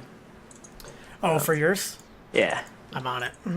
And it looks like Unscathed is still trying to hold in there, but I don't know if he has any taunt givers left. If he does, now's the time to tap into him. Looks like he's decided not to tap again. So many possibilities. Okay, I accepted that you won that round, so if you want to say that you won the next round, that's fine Yeah, too. just make it easier. Yeah. Alright, I did it. I'm almost out of Alright, so it looks like Unscathed is just going to play out his hand. Okay. Congrats, you won your round. Good stuff, good Good stuff. work. Alright, so here comes the double combo. Here comes the double combo. And he's going to show it off. Yep, I had it the whole time. You were right to play around it this whole time. But now it's over. Indeed. So I guess that puts Dabra in the finals. No? Yes? Yeah, finals. Yeah, this was the semifinal, so congratulations to Dabra on making it to the finals.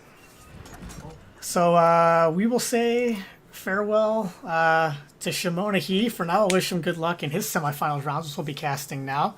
And hopefully he'll win, but if not, then we'll gladly welcome you back for the finals. Sounds good. I'll probably see you there. All right, man. right. Good luck. All right, we're going to take a quick break while we set up for the other semifinals round, which will be between Shimona He and Dr. Fro. I'm not playing music because Twitch likes to mute things in the VODs or whatever. So if you want to, you can put on your own music on YouTube. But we'll be back here shortly, so see you later.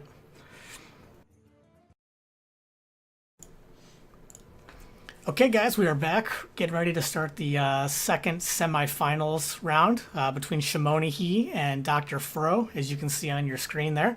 The winner of this will go on to the finals to face Dabra, who you just saw, come out victorious against Unscathed after a very good game. Unscathed was just unable to get a win with his Warlock. So we'll get them in this game. I will add them, and then we should be starting here really soon. We got a mirror match.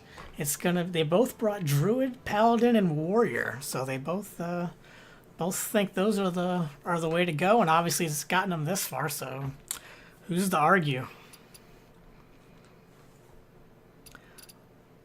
Alright, so we got Dabra, or not Dabra, whew, Dr. Fro is on the bottom, so we're going to make sure we inspect him first. I guess it really doesn't matter, because they're both using the same classes, so how I set up the classes really is irrelevant, but nevertheless. I must protect the one. I will fight with honor. Alright, looks like the cards are working. Spectator mode's good, so you can see everybody's cards. Oh, sorry. Gotta get you guys in there. I don't know. I'm really bad at that. I gotta get better. Let me turn off these check marks as well. Okay, so Shimonihi decided to start with Druid, and Dr. Fro went with the Paladin. Ooh, the Innervate Shredder, really hard to beat. That's a really great start from him. Very difficult to beat. He's also got Darnassus Aspirant he can play next turn, so the Coin Innervate on turn 1. It's a really strong start. We know Shimonihi is running a more aggro Druid, as we saw in his quarterfinal match. Dr. Fro looks like more of a mid-range Secret Paladin, obviously the Mysterious Challenger there. But then he's got things like the Sludge Belcher and the Dr. Boom that definitely lean more towards mid-range. So he's going to probably play this Cog Hammer, give the Divine Shield, pop the Divine Shield on the Shredder. Nope, because I'm wrong. He really doesn't want him to get that ramp. So he's going to prevent... well, he didn't prevent the Shade play. I'm not sure what he was trying to prevent, but... Oh, he doesn't go with the Shade. He wants the Hero Power, clean that off, and push more damage with his Shredder. Really getting the value out of the Shredder and putting on the pressure with those little living roots there. So he wanted to make sure he got probably playing around Muster for Battle with those little dudes. So getting a bunch of minions to kind of pick off his Muster for Battle if that came out this turn. But the Juggler and Cogmaster, or Coghammer, makes really short work of those. He's going to cut off one Juggler, see what he gets. He gets a heal. Probably not exactly what he wanted to see, but it does make the Paladin have to deal with that, those heals really start to add up. And as we can see, he doesn't have an answer for it. It's not an issue yet, because Shimonihi is at full health, but that's probably why he played that Harrison Jones, because it's not going to get a whole lot of value against Druid, and that way he could pick off, he'd have the 5 attack to pick off that Lightwell. Shimonihi says no to that. He's going to swipe that off right away. The Mysterious Challenger comes down right on 6. Ooh, 4 secrets, so not quite the full Christmas tree, so he's only running 4. Usually they cut the Repentance, so let's see. Oh, nope, I'm wrong. Usually they cut Redemption then. Let's see what you're on. So Noble Sacrifice, Redemption, so no Competitive Spirit. Or, yeah, no Competitive Spirit. Or Avenge? We didn't see Avenge. Oh, yeah, Avenge. I don't know what I'm talking about. No Competitive Spirit. Talking too fast, not thinking clearly. Here's the Avenge, goes on there. The move we know all too well. He does not have a big game hunter to deal with this. I bet he wishes he did. The Redemption. Here's the Repentance. Coming out on the Shade. Oh, so yeah, that's why he said it should have been a mistake, because he should have played the Leper Gnome first. Because obviously that would have gotten 0 value off of the Repentance, because it already has 1 health. But probably not a huge deal. The Shade's gonna grow, and the one health, probably not a big deal. But we'll see. Maybe it'll come in. Maybe it'll come into play. So drops the Sludge Belcher. See, probably drop the Haunted Creeper, or he might just go for the Hero Power. Yeah, throws that Creeper out there. Figures why not. He doesn't want to get any more heals, so he's gonna sink 9 damage into that Light Wall. So that Light Wall actually healed for 9 damage. So that was the equivalent of it going off for 3 turns. So Shimona probably not too upset about that. He's gonna get the value right away off of the Savage Combatant. Buff his attack to 3 to make quick work of the Sludge Belcher. He probably will not run the Shade in, but who knows? Because if he does run the Shade in, then it dies to the Creeper. So I imagine he'll just leave that up for a turn. There we go. Ooh. Tyrion on 8. Very strong play. Almost automatic. There it goes. And he is looking at a very strong board. He's got Swipe and Savage Roar. Ooh, if he draws the other piece of the combo, that would be lethal next turn. But I guess he would have died this turn, so never mind. I was thinking he had 9 mana for a second, but it doesn't matter anyway. Let's see how he gets out of this mess. He could swipe. Let's see, what do you swipe? Swipe the 9/8, I suppose. I guess you could attack in with both first. Or let's see, Hero Power. You can Hero Power, kill the 1/2. And then pop the Creeper, so that way the swipe kills the minions. He's not going to go for that play. He sees a better one. He's going to kill the slime. And that in. He's going to have to trade that in. Okay, so he clears the board. That was probably a better play than I had. Who can tell? Dr. Boom going to drop, along with the Hero Power, undoubtedly. I'm going to connect for 6 damage. That very strong Ashbringer. That's what it's called, right? Yeah, nailed it. And here comes the Concede from Shimona. Not much he can do. There it goes. Game 1 goes to Dr. Fro and his Paladin. Very well played. Not a whole lot Shimona could do. Didn't get great draws, and the curve from Dr. Fro was sick. Mysterious Challenger. He had Dr. Boom. Didn't play it on 7, but he had Dr. Boom. He had Tyrion. Just bomb after bomb after bomb. And Druid just could not keep up. So we're going to go into Game 2. Obviously, Dr. Fro's Paladin is knocked out, so he'll have to change. We'll see if Shimona decides to stick with the Druid or not. But they are starting, so we are going. Let me give the Paladin his win, so he gets updated on the screen. There we go.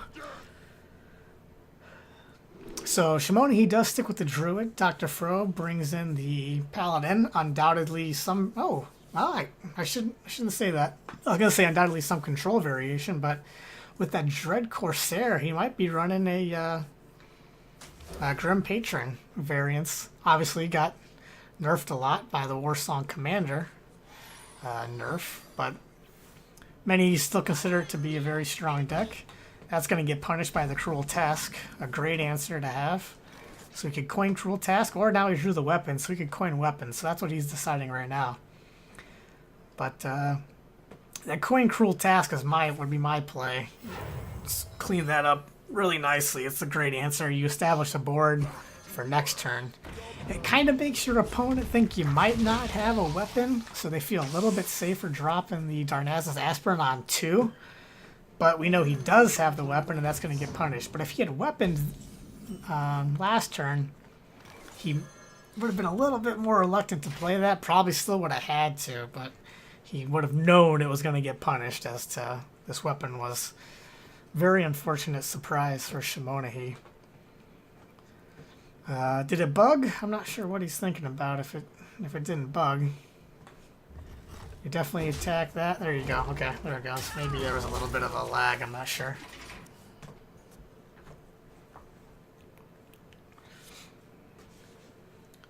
Looks good now. Not really any play. He knows that he would just feed that Knife Juggler into the Fiery Wind Axe, so he just opts for the Hero Power. He's going to start picking off that Taskmaster. Acolyte, a good draw for him. Of course, he could Armorsmith Dread Corsair. The Dread Corsair price gets dropped by the attack value of your weapon, so he could have done them both on turn 3. But he just wants to start getting some card draw. Fill out his hand a little bit better. Ooh, swipe clears off both of those. So maybe Shimona, he saw that in advance, and that's why he did the hero power last turn. Expecting it to die to his swipe. Or maybe he just top decked that swipe, I'm not sure, I wasn't looking. So now he's going to go for the Dread Corsair Frothing. Frothing, getting that hidden behind the taunt is, and he knows a swipe was just played, so that's unfortunate for Shimonahi because he doesn't have an answer for it. Obviously would have liked to swipe it, but he might have to brute force things, which is only going to buff the Frothing. Ooh, and Unstable, even more buffs if he throws that out there. Let's see what he does. He's going to attack in there. Does he throw away the Frothing? No, he does not. He's going to... That would have been a little bit of a weird play. So now he's facing down a 5-4. He still doesn't have an answer for it. He really doesn't want to juggle it, because if he drops the juggle and the Shredder, which would be a good play, except if it hits the... Oh, so he's going to Force of Nature it down. So, not a strong play. Definitely not the way Shimona he would like to use his Force of Nature, but he can't afford that Frothing getting out of control either, especially when he's already down to 17 health and he was looking at 9 damage coming in from his opponent at least. So now he's going to drop both Armor Smiths and the Unstable Ghoul, so when he has to clear through that, he's just going to give his opponent a buttload of armor. So again, more reason to not play Knife Juggler, because every attack, yeah, it doesn't attack, but it probably gives your opponent an armor too, so it gets canceled out really quickly. Oh, the Whirlwind match? Oh, wow, what a pickup, because he can drop Patron, Whirlwind, attack with the Despite, that Whirlwind goes off, the Shade is dead, you can attack in with the Unstable Ghoul. Now the Shredder is dead. Maybe you kill what comes out of the Shredder. Wow. What a pickup. And a buttload of armor on top of it. So he goes for the attack first, because he wants to see if what comes out of there will die to his Whirlwind and the Armor Smiths. But with the armor stacking back up, he is now almost a 40 health, a vitality total, so that will die. Oh, and there's the concede. Wow, yeah, a lot of armor. Very difficult for Shimona to do that much damage, so he just counts his losses on that one and concedes the game to go down 0-2 in the series. So Dr. Fro out to a really strong start. Up 2 games to nothing. Yeah, pretty rough. We're going to have to see if Shimona can complete the reverse sweep. If not, he will be back to cast the finals with us instead of playing with them. So either way, he'll be at the finals. Let's see if he's playing or casting. So now we get the Druid Mirror, which, as I was talking about earlier, Shimona, he feels favored in having Druid Mirror because of the aggression that his deck has. We'll see if it works again for him.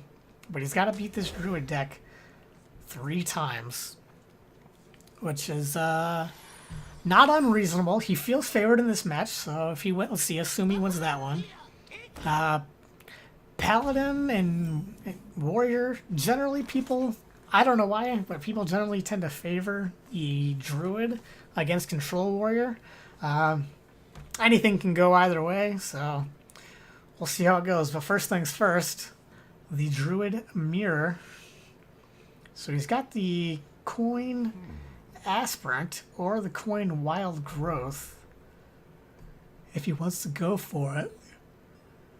The Coin Aspirant does open him up to attack by the Leopard Gnome and Hero Power, but then he's, well, I guess he got the Innervate, so he could Hero Power and Innervate his own Aspirant if he wants to. if he wants to clear that off. Or he could just go face and save the Innervate for next turn, get out a Druid of the Claw, and push more face. So like I said, he's got the aggressive deck, so I'm not surprised he went face here. The only thing he would have been preventing, he's basically saying, I don't think you have Shade. So that's the only thing that he would have potentially gotten quote-unquote punished by, is if his opponent was able to play Shade this turn. So he doesn't bring out the 1/1s, he just wants to kill that off and keep his Aspirant whole. Undoubtedly Innervate Druid of the Claw, as he set up last turn. Does he charge it? He's been charging them out, I think, in most. There he goes. Gets the charge, kills off the Aspirant. This prevents the Shredder play, so that's why he really wanted to do that. Limits his opponent to Wild Growthing, and that's his whole turn. So pretty happy if you're Shimonahi. He's going to get 4 more damage. He gets his Shredder out first. 4 more damage to face. Ooh, he could keep her down that 4/2. Or just do the Sludge Belcher. Just gonna throw the Sludge Belcher out there. Make a big target for him. He can hero power that down, kill the 4/2 that comes out of it, and then drop the Leper Gnome. Kinda stalled off Shimonahi a little bit, which I guess was what Dr. Fro wanted, just to keep him in check and hope he didn't have too strong of a play, which he didn't have a too strong of a play, but he was able to clear it and develop a little bit. So, but he had to float 2 mana, so he can't quite clear the board, but he can clear it to whatever comes out of the Shredder, and that's what he does. Oh, an annoying target to get through, but probably one of the better ones, I suppose, if you're Dr. Fro, only having 1 attack. But he's going to have to sink a bunch of little damage into it to clear it off, so he would like to hero power, kill it, and then probably drop his Shredder. Yeah, there he goes. It seems like that's the play he's going to do.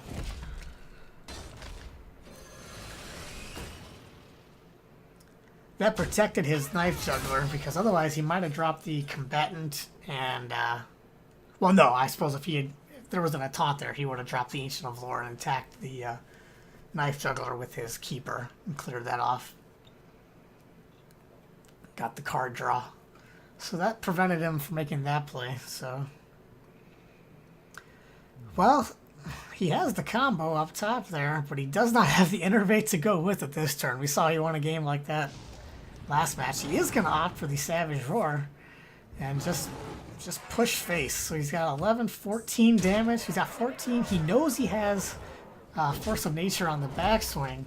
So if his opponent, if he can't taunt or heal up past 6, he is definitely dead next turn. And it doesn't look like he's able to. Does he take the heal here? He does take the heal. So he's going to be able to heal up to 8. Shwoni, he can only do 7. Does he go in anyway? He does go in. So he's going to put his opponent at 1 health. Oh, nope, he's got the charge. Yep, I forgot that can go into charge form. Clears off the game, 8 damage. Beautiful top deck. So Shimonahi locks out his Druid and stays in the round. So Dr. Fro has to use his Druid again. Shimonahi has to beat it 2 more times with his Paladin and Warrior. So we'll see what he opts with first. He's got to win with both, so I suppose it really doesn't matter. He decides to go with Warrior.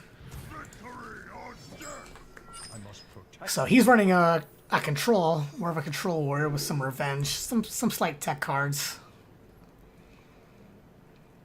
He's got the wild growth, so he is a pro druid. We all know that the good druids are able to get wild growth and or Darnassus Aspirant on command in their starting hands, so he's no amateur, that's for sure.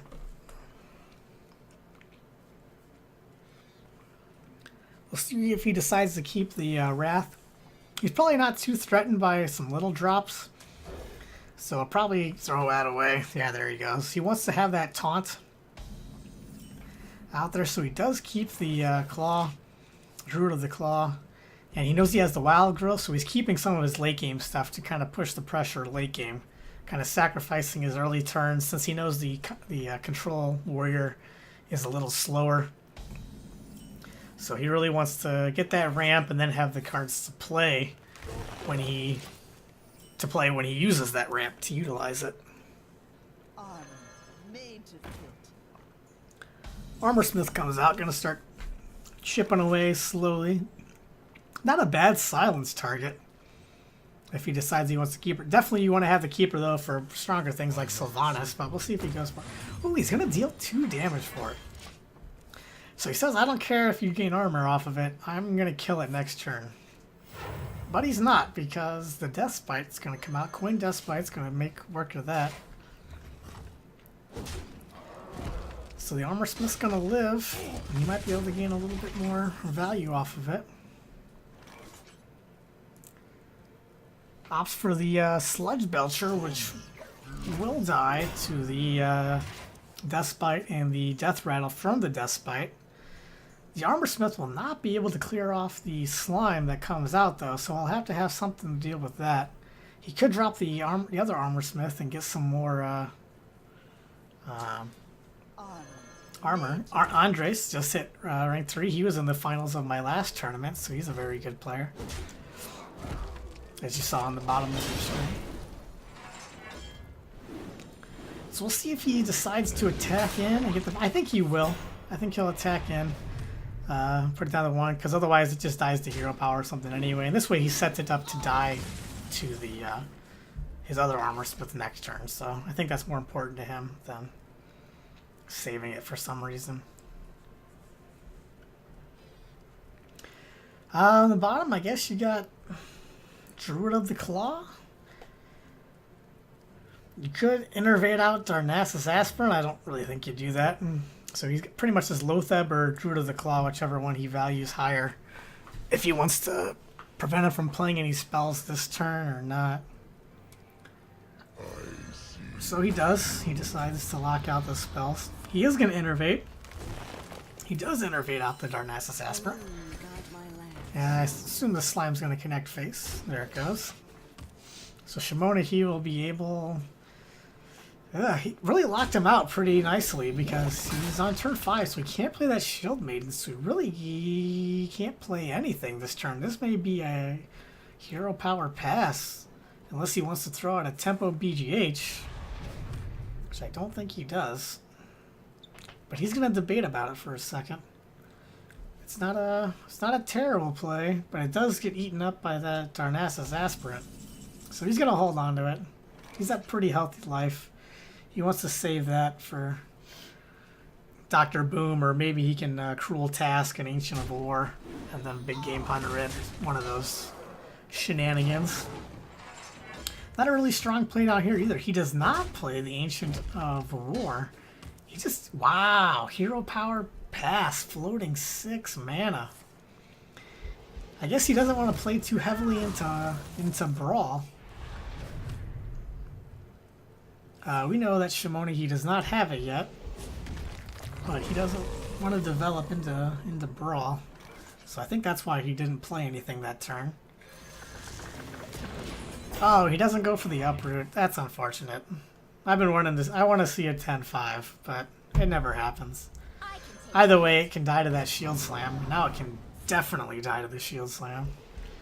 So Shimona, he's at a pretty large health total, but hasn't been able to get much damage through to Dr. Fro. He's still at, as you can see, effectively 30 health. So hasn't been able to get any chip damage in, but hasn't taken much damage himself either. So, and eventually, if this keeps going that same pace, I believe the warrior will win that battle if he keeps answering all the threats of the druid. So he's going to Wrath probably for just 1 card. Yep, so that way it dies. He gets to draw a card, and it dies to the Druid of the Claw, or Druid of the Bear, as it's affectionately referred to in this form. Is that what it's actually called? Yeah, it's still just Druid of the Claw. But it's in bear form as opposed to cat form. So he puts up that taunt, protects his Shield Maiden. But the swipe's gonna get rid of that. It's also gonna bring down the Sludge Belcher to die. See that? There we go. So a little bit better trade for Dr. Fro, not having to trade that into the 5/4. Gets to save some health on it. And he dropped another one, so he's putting up the wall. The druid wall. He's gonna run the slime into it and execute it. He's already seen one Druid of War.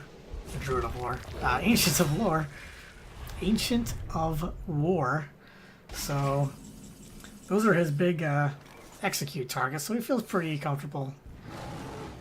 It's clearing that with the execute. Otherwise he's gonna start taking a pretty decent amount of damage from it every turn. It would have taken him a while to clear it off. So now he's gonna Alex Strauss his opponent down, and the race is on. 18 health. Big Game Hunter going to come out to clear that off, so that's unfortunate for Shimonahi. Hero Power, attack the face. That's really slow damage. He's got the bash to clear off the Big Game Hunter, or obviously he can weapon it down. Maybe he will weapon it down so he can play the Grom. The Grom's a pretty threatening target for the Druid to deal with. Nope, he's going to establish the other Death Spite and just Hero Power. So he's going to play it a little bit slower. My Grom play would have been super aggressive, but he's playing a little bit slower. He has the Innervate and the Double Savage Roar. He just needs a needs the other piece for combo.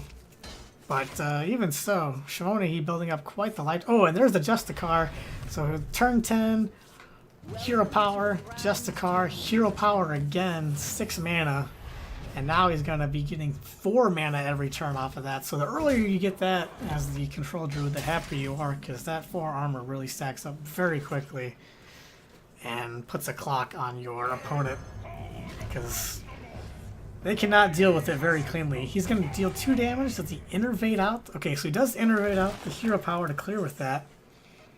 But now that eliminates the Innervate Double Savage Roar. So he's going to have to... Did he have the other Innervate? I'm not sure if he used the other Innervate. Well played. He sees the well played coming out. He's going to attack in, trigger the Grom, and that will do it. Game 4, Shimonahi crawling back into it, ties the series back at 2. Dr. Fro still looking for a win from that Druid. Let's see if it can come against the Paladin. If not, Shimonahi will advance to the finals with a reverse sweep. So looked like it could have been a sweep for Dr. Fro. Now we've really got a series on our hand going the distance, all 5 games. We should be jumping into it very quickly, because they both know exactly what class they have to play. So there's no decisions here, and they are in it, so we are in it. I will give the warrior his win. You see the nice check marks I got for you on the left side of your screen. If you're curious about the score, you can tell that this is game 5. Dr. Fro's Druid against Shimonahi's Paladin. This is it. The winner advances to the finals, and they're shot at 10 euros.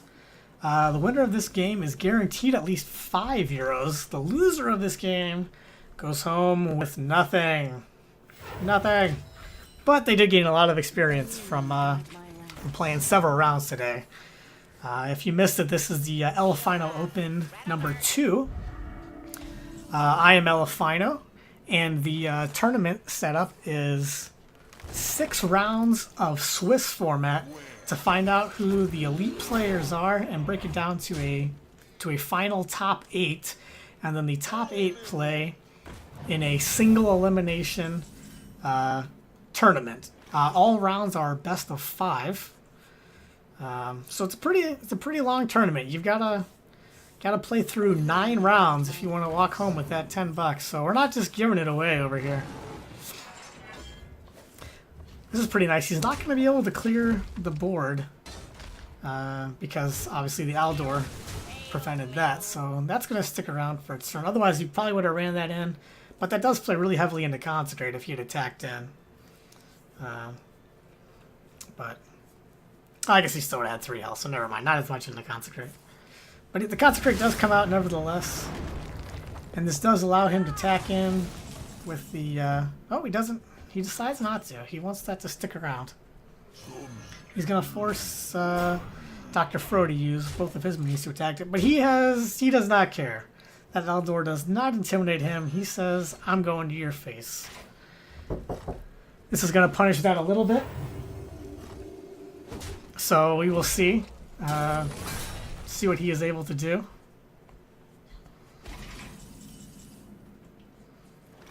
The Emperor Thorzen will come out. Probably. Maybe not. Nope. He's going to do the Shredder. Do the old Shredder Hero Power.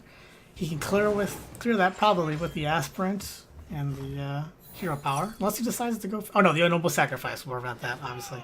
So he's going to have to run the Sludge Belcher into it if he wants to. Which is probably a good play because he knows he's got 4 damage coming at it from the True Silver. So that gets rid of a little bit of value from that if he has to sink 4 damage into a 2 health minion.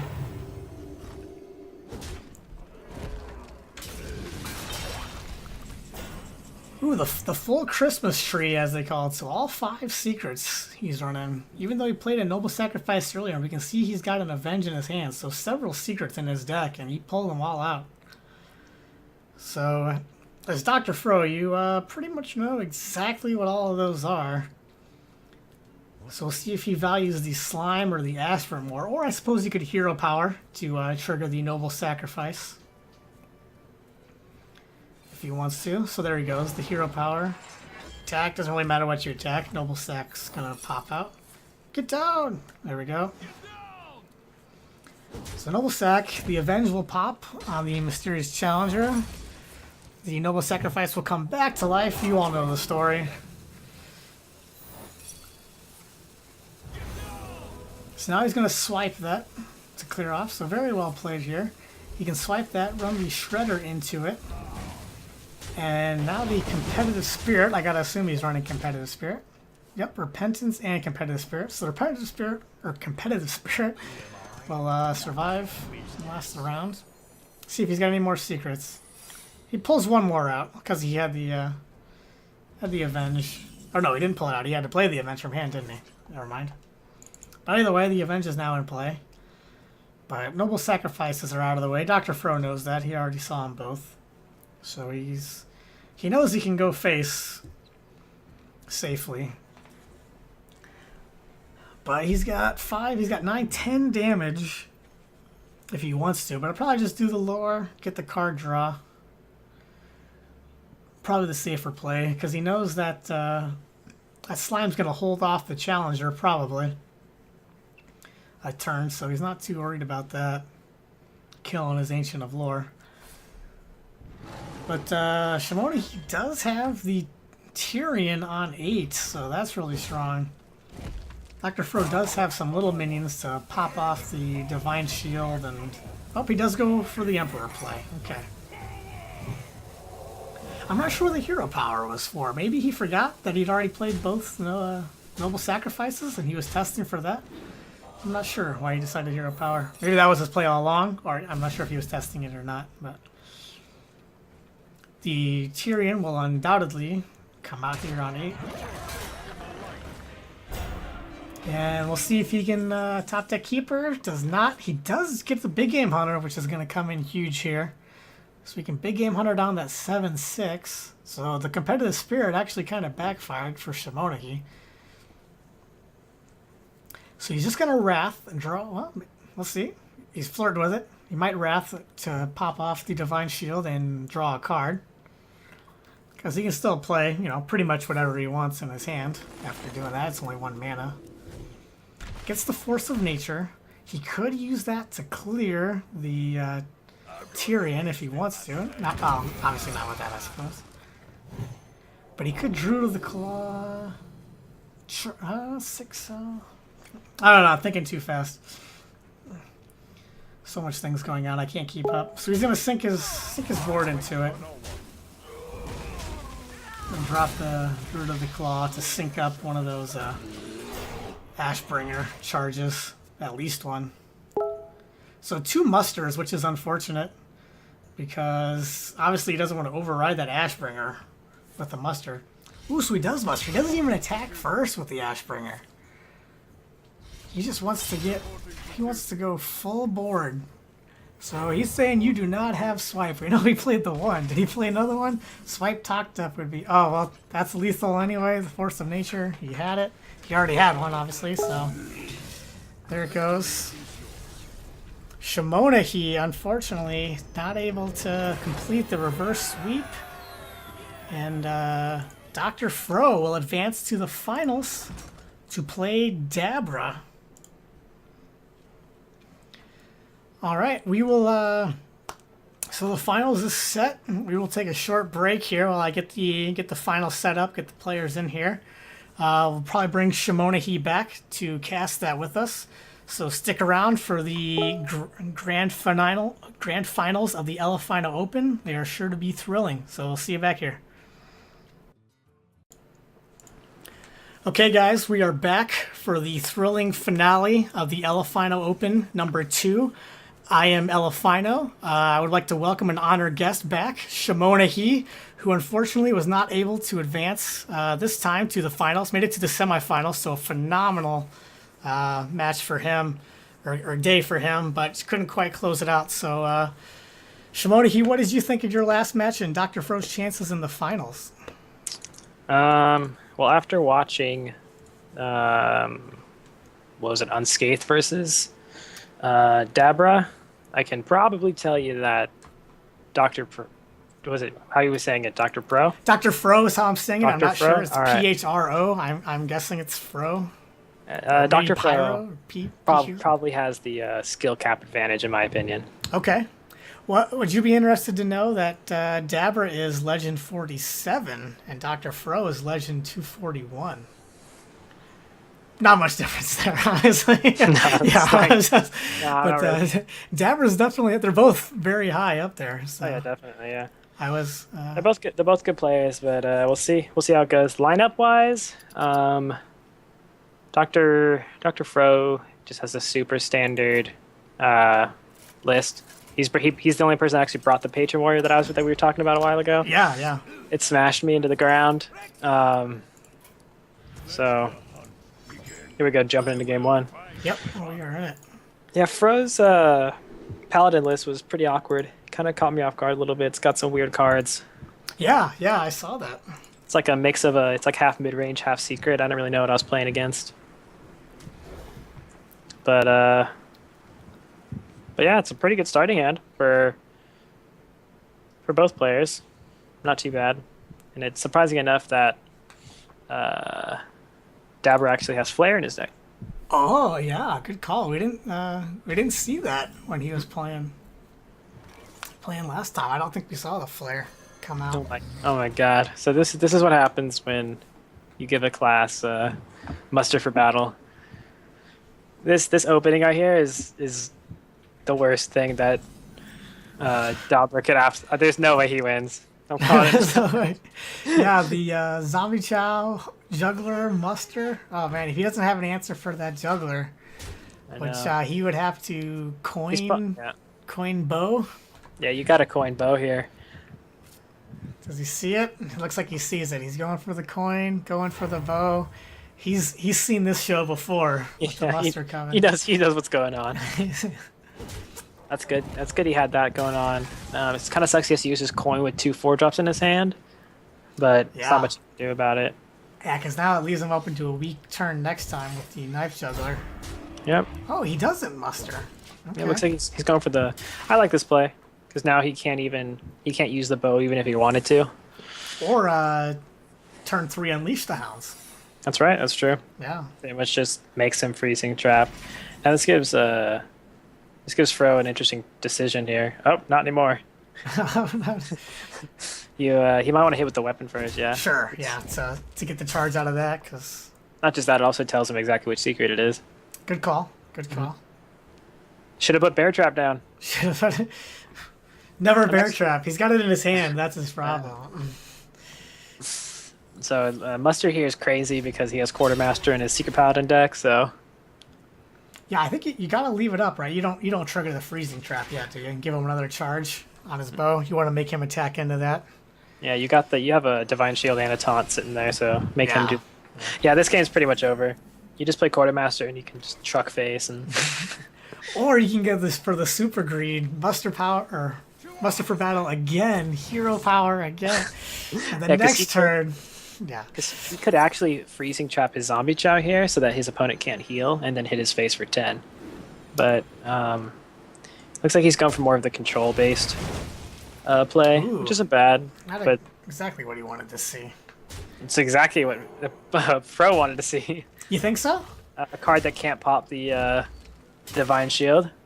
Because Oh, okay. without being able to pop the Divine Shield, Fro's pretty much only line of play here is to get the Juggler Juggle on it.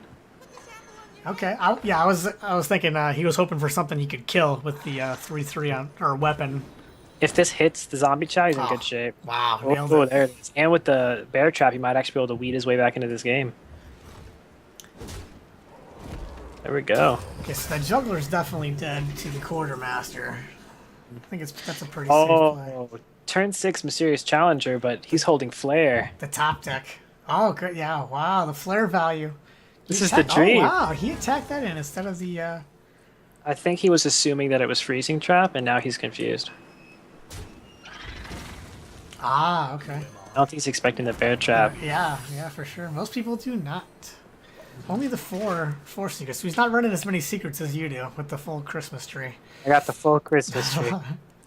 So here comes the Flare to... To end all flares. Oh my god. It's Wow.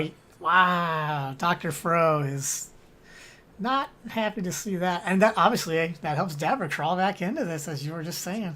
Looks like the only thing Dabber's missing now is an owl, and he might have a chance here. Let's see, because, yeah, he still has 9 damage that can come. Well, not 9 that can come in his face because of the bear. So he could do 6 first and then kill the bear if he wants to. Yeah, that's true. The bear's going to stop the other 3, which is good.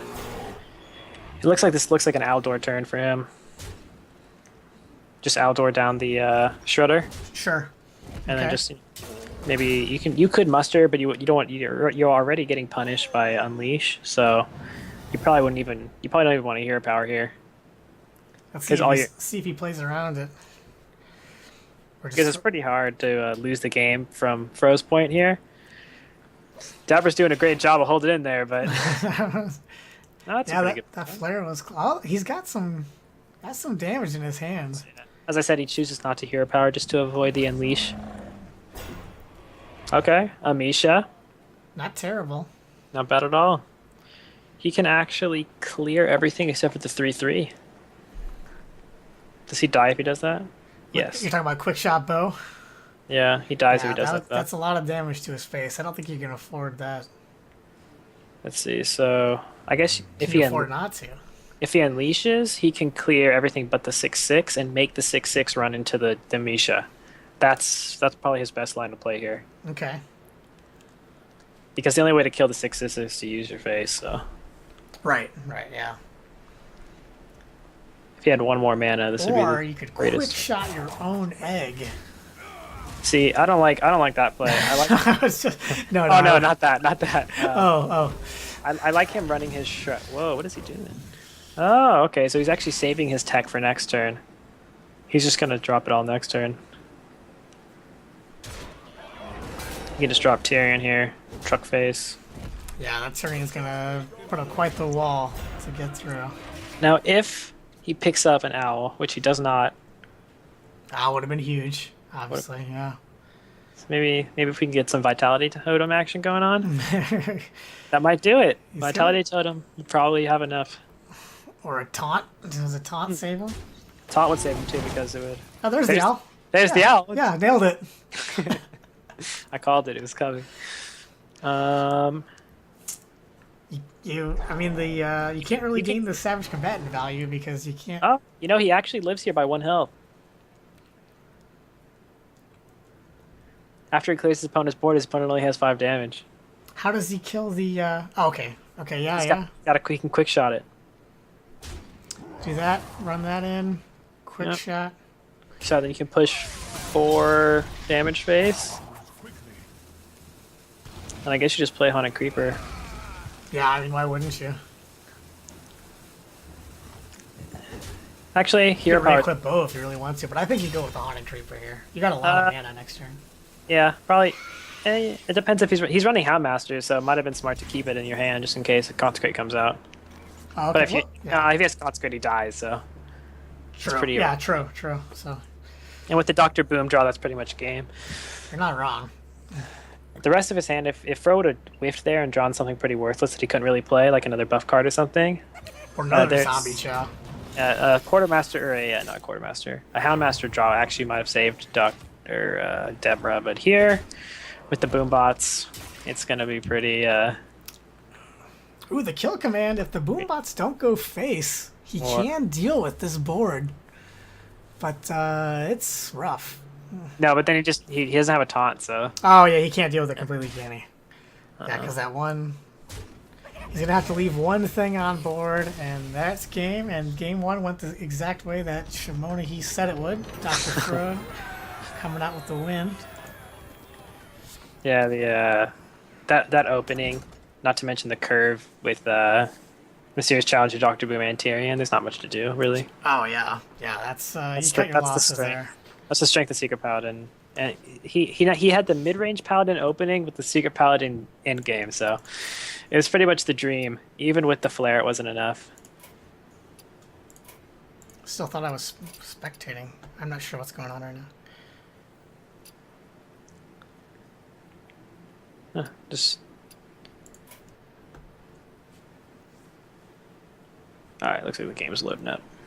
Yeah, usually I see the screen and I just leave it there, and then when the next game starts, it brings me right in. But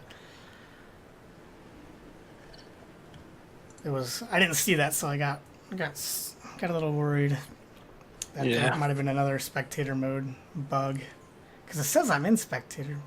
Well, we'll see what happens. If I don't go in for a second, then I'll restart my client.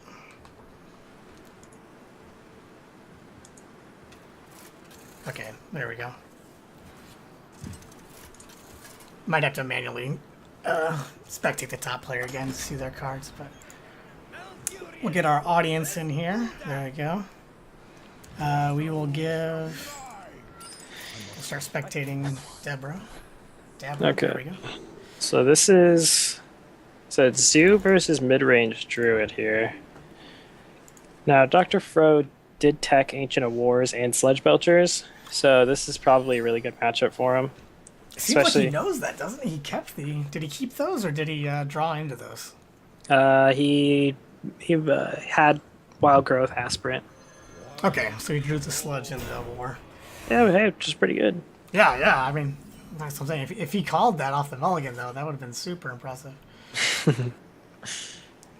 So here he has an interesting decision on what he wants to do. I think he coined aspirin, right? Or no? Yeah, well, we know that's the great play, but if his opponent has Abusive Sergeant, then Fair enough.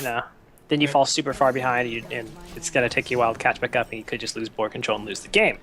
Now, luckily for him, his opponent doesn't have that, so playing Darnassus Aspirin here actually allows Dr. Fro to ramp to 3, which isn't that helpful in this scenario. Right now, we'll see, maybe. But an Innervate draw would be really, really strong. One of the things that he did to me in our final match is he hid 2 aspirants behind taunts. Yeah, I saw that. In matchups especially matchups where it's an aggro list, you don't have a lot of damage just thrown around.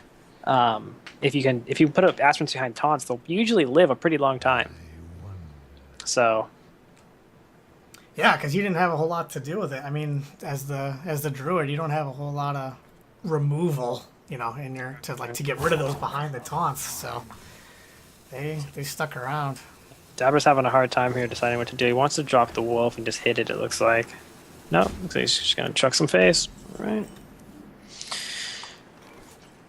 So Fro has an interesting decision here. It looks like he's probably just gonna wrath and then trade. Yeah, it really is only. I guess probably the best play I would say. Seems pretty good because next turn you can double ramp again. Wild Growth into Aspirant. You gotta think the Imp-King boss is coming down. I think that's the only play here. Definitely.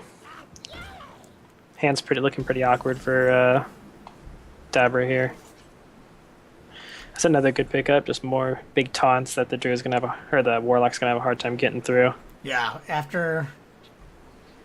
once he gets to turn 5, it's just gonna be Taunts after taunt. Yeah, and Dabber won't know what hit him, and he had too slow of a start, I think, to overcome it. Yep. Even if, yeah, he can't even kill both. He's gonna kill one, but he's still gonna be able to play a 5-drop here. Right. He could have played a 6-drop if he wanted to. Yeah, that's true. We'll see what he draws. If he draws Emperor, he'll probably play it. Oh, That's borderline that's a 6-drop. It's kind of a 6-drop. Yeah. I was talking about that earlier, how I consider it to be a 6-drop for the most part, and a lot of people do, I think. Obviously, it's not a bad 4-drop on its own, but if you're able to combo it immediately with the hero power bonus, it's much, much stronger. Definitely. So let's see if he decides to kill the 1/1 or the Imp King boss. I think he killed the boss because it makes the trades a little bit more awkward. Definitely. You gotta sink his whole board into killing that, and he's still got the slime. Interesting. So it looks like he's gonna go straight for the Sea Giant here, which I can't argue with. It's a good play. Yeah. He can kill the first half of the Belcher, and next turn he has Juggler Implosion, so it looks pretty strong. But with an Ancient of War coming out, you know. Hopefully doesn't make the mistake of trading in the Aspirin before playing the War. I've seen that before a couple times. Not in this tournament, but just on like ladder and stuff. Now this looks pretty interesting. Dr. Frost seems like he's in a decent position, but I don't know. There's gonna be a lot of damage coming out from Dabra's side. If Dr. Fro doesn't end up pulling a swipe in the next couple of cards, he might lose it. He might lose control. Now, do you trade here? Well, you're calling this bluff if you think you have it. If you had an answer, so he's calling it. So it was a good decision this time, but obviously if like Mal'Ganis or something came out, probably not as good a decision. But... Oh, look at that draw. Oh, so it was a huge decision this time. Because he could have played the Void Terror into it to trigger it, and then brought out the Mal'Ganis. He could have killed it and made a much stronger Void Terror and had Mal'Ganis on the board. That would have been a much stronger play, so...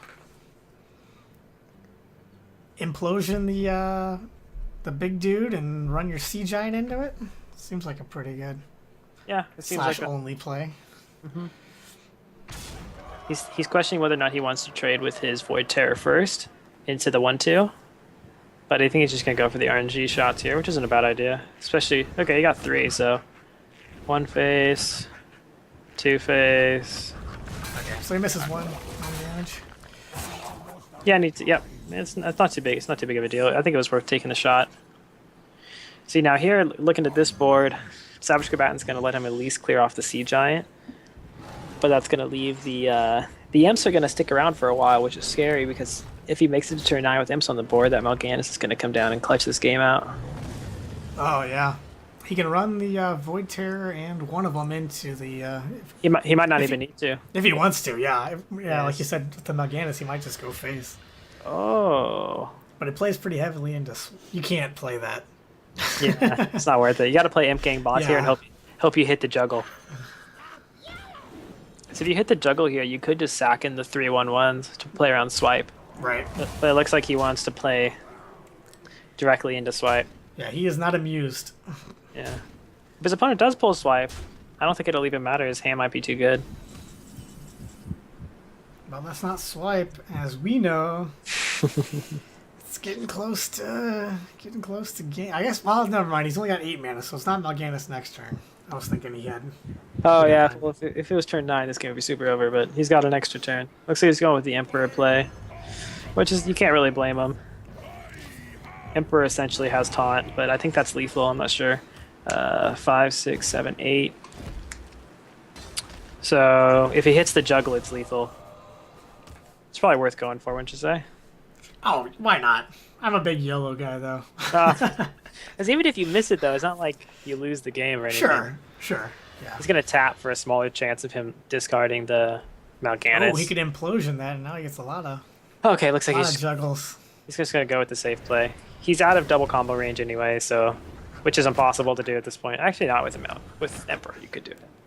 Ooh, so he didn't run an imp in just in case he drew 4. He did not think the RNG was with him. And now it's a little bit awkward for him. He might just throw in his juggler. I can't imagine him not killing the Emperor. That'd be Yeah, like, sure. You've gotten a that'd lot be of like value the off that only juggler. way. Time to cash it in. Yeah, it's like the only way to lose the game would be to not kill the Emperor. Because all those demons get buffed by Mal'Ganis next turn, so you might as well throw that in instead of killing two. Well, I guess he knows he's going to get one back. Yeah, but here, That's what he decided. let's see. Swipe. Nope. Yeah, swipe could actually save him here. That's not swipe. No, you can silence that egg, but It's not gonna help too much. he's I don't going to think. have to Druid of the Claw. That's his only play. You can Druid of the Claw and keep her off the juggler. Sure. Yeah. It seems like a good play, but it doesn't matter. Actually, does it? Nope, it doesn't matter. He's dead.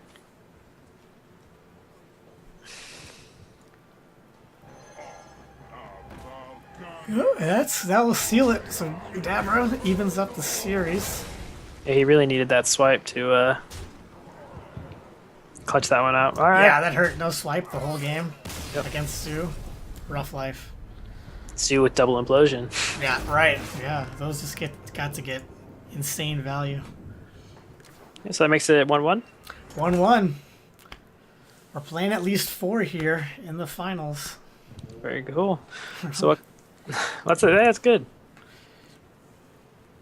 Always good to have the finals not be a blowout. Sure, yeah. And then everybody's like, how did that guy get here? Well, he got 3 odds. It's probably what they would have said if I made it. So it's all right. Get that guy out of here. Bring in the real players.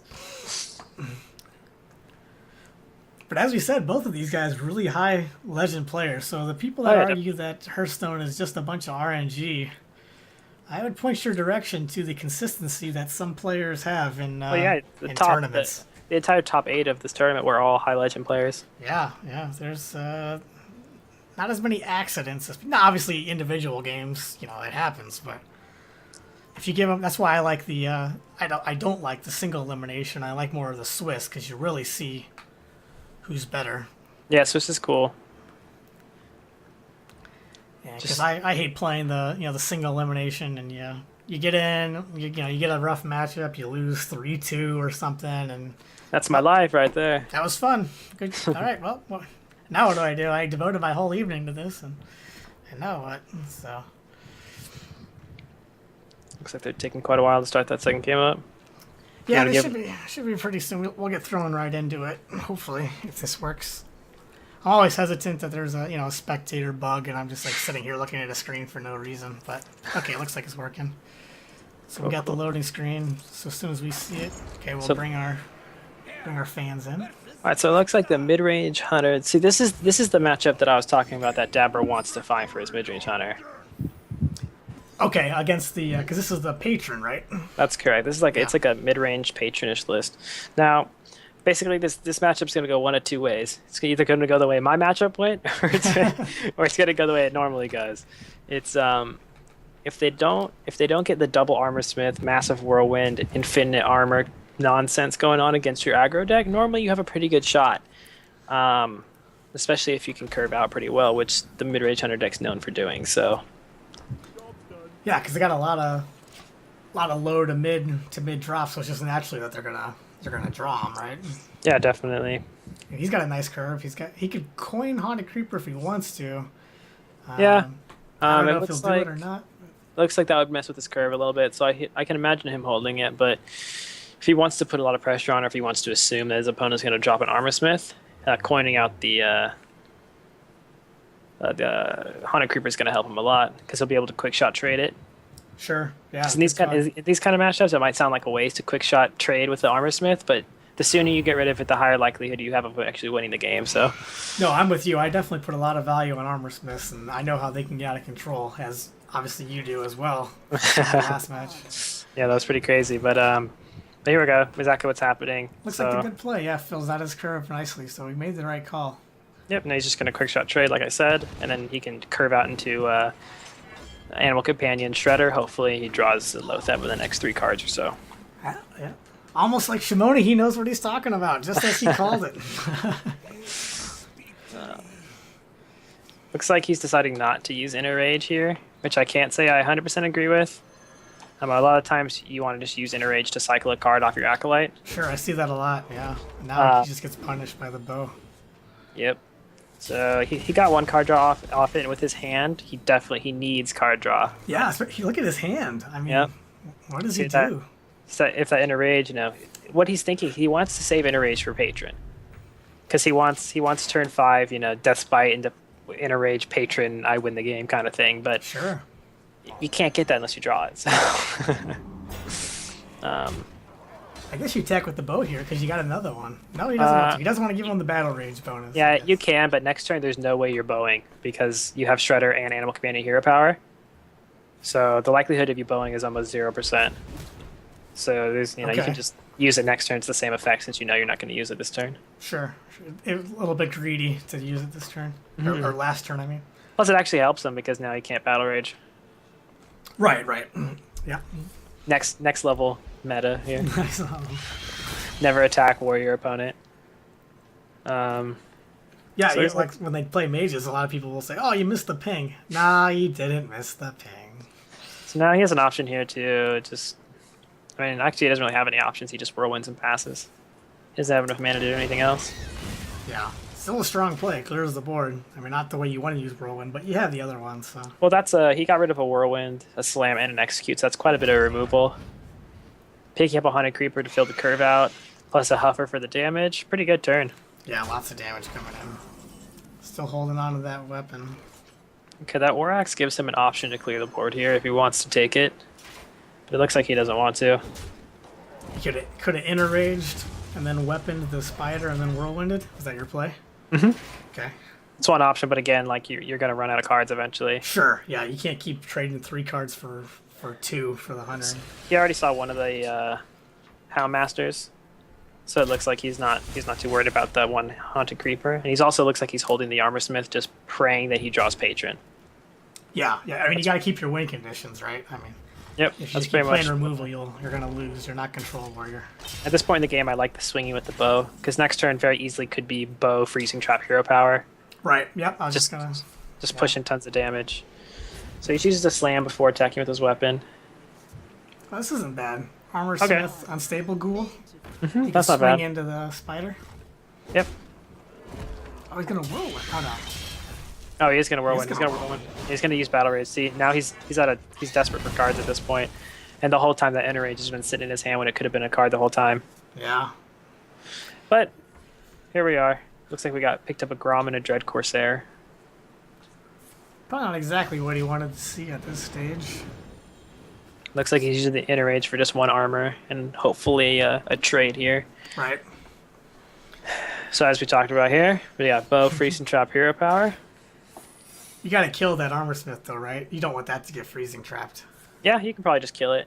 It depends. He could just push face. That's 6 damage. So Okay. Yep.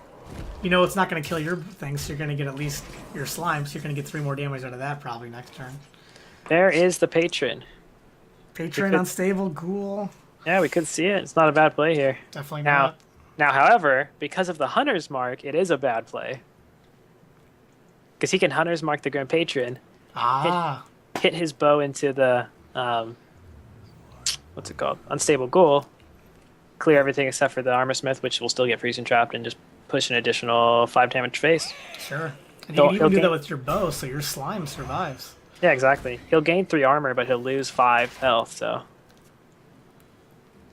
ooh, And unleash lose the... a patron, so you're taking out that win condition. Definitely. He can't quite use Unleash the Hounds here. Oh no, he Oh. doesn't see it. Oh no, don't do it.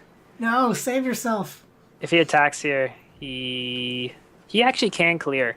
If he attacks with this in, hits one with his weapon, and then There he kill goes. commands. Oh, there he got it. He He figured it sees out. That's good because that would have went terribly.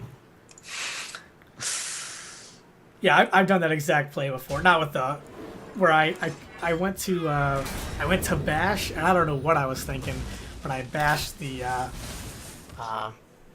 Ghoul. ghoul instead of the patron like an idiot, and then I'm like, what did I just do? And I just had to look at my mess that I created for myself. It was not good.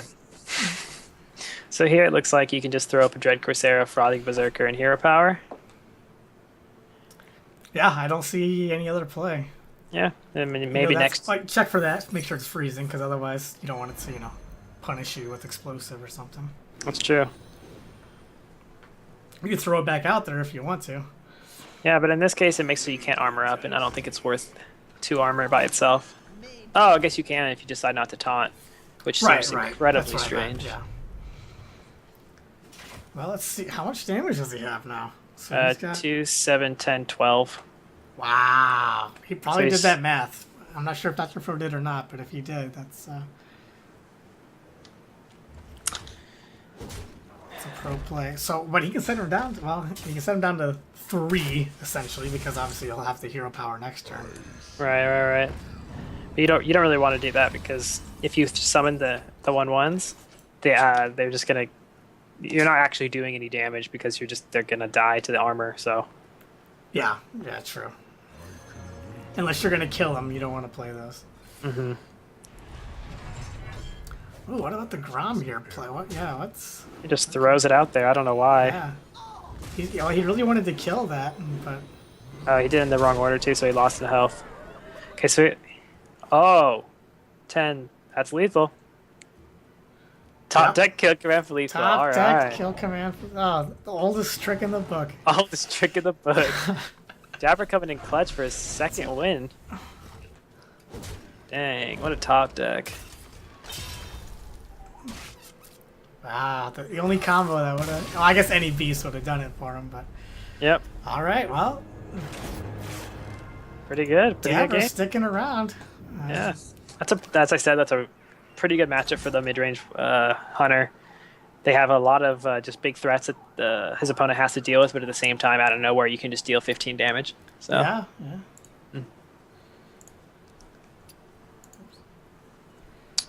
So it looks like Dabber's bringing all that's left is his warrior, or no, his druid. Yes. Yeah, Okay. Druid for Dabra. Correct. Which I believe, as we saw in the previous series, is a mid-range. Correct. Okay. And Dr. Fro has to beat it with warrior and druid. So if I was Dr. Fro, the warrior matchup is bad for Dr. Fro. So I would probably take the druid matchup first, yeah, because this is a coin flip right here. Okay. He's going to take the coin flip first to see if he can win, and then try to take the bad matchup. All right, well, that's one way to do it. That's double innervate. You just turn 2 lore and call it a day, I guess. Yeah, holy cow.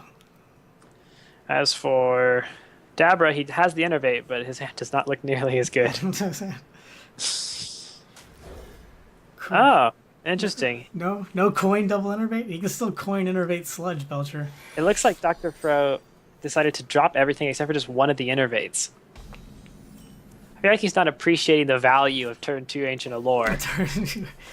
Yeah, you get a 5/5 and refill your hand, so you get those those cards back. So are you really And spending anything? I don't On know. turn 2. Like right here, this would be Ancient Allure. Think about how good that would be. That would be insane. So Now he's got. could have played an Ancient Allure. Yeah. He could enter. Well, no. So it looks like Dabra got some pretty good top decks. And he has combo in his hand, so this should be a pretty quick game. He has innervate combo, so he has your patented turn 7 combo.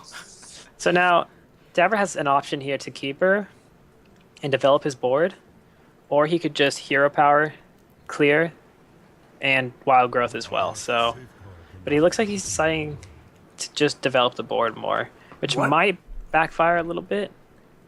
What if he had silenced his own aspirant, attacked in, and hero powered to kill it, and he would have been left with a 2/1, but the permanent mana gain?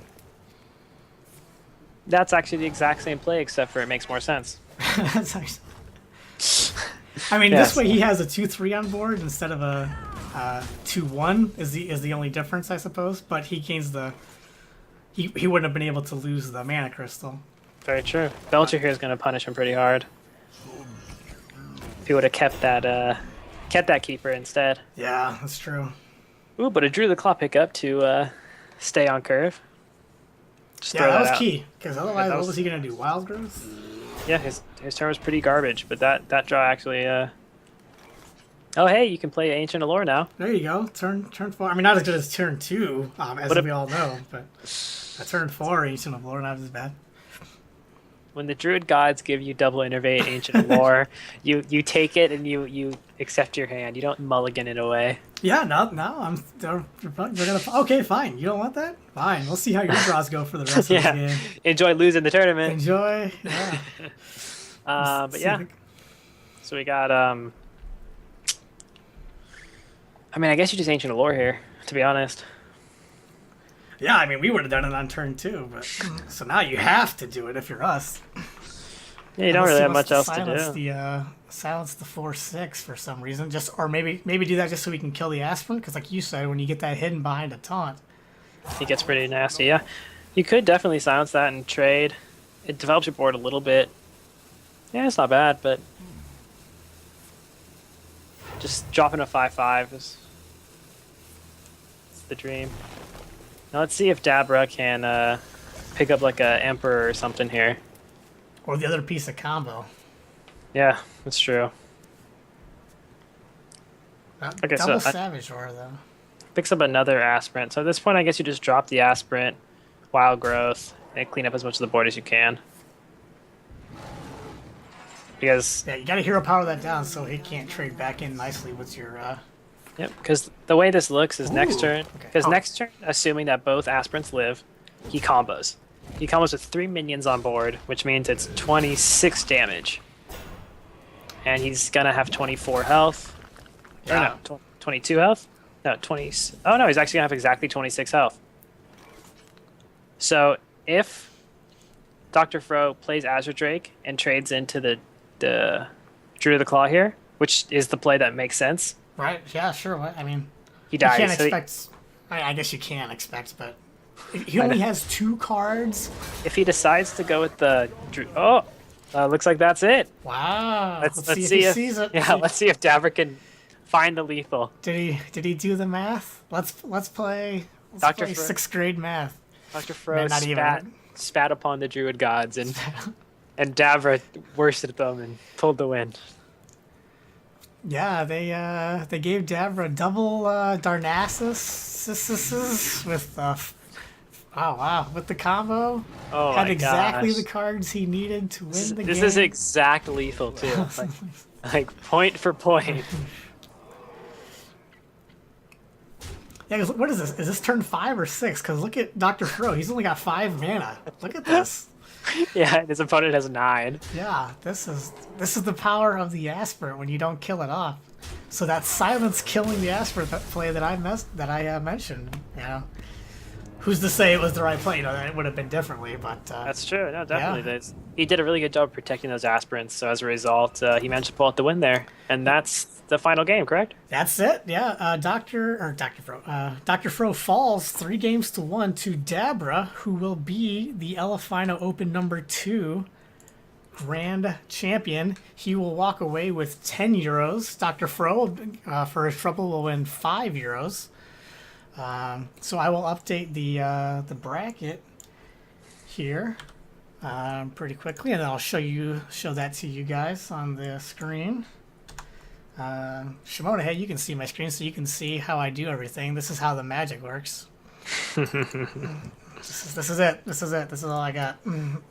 This is my free production value that I create for myself.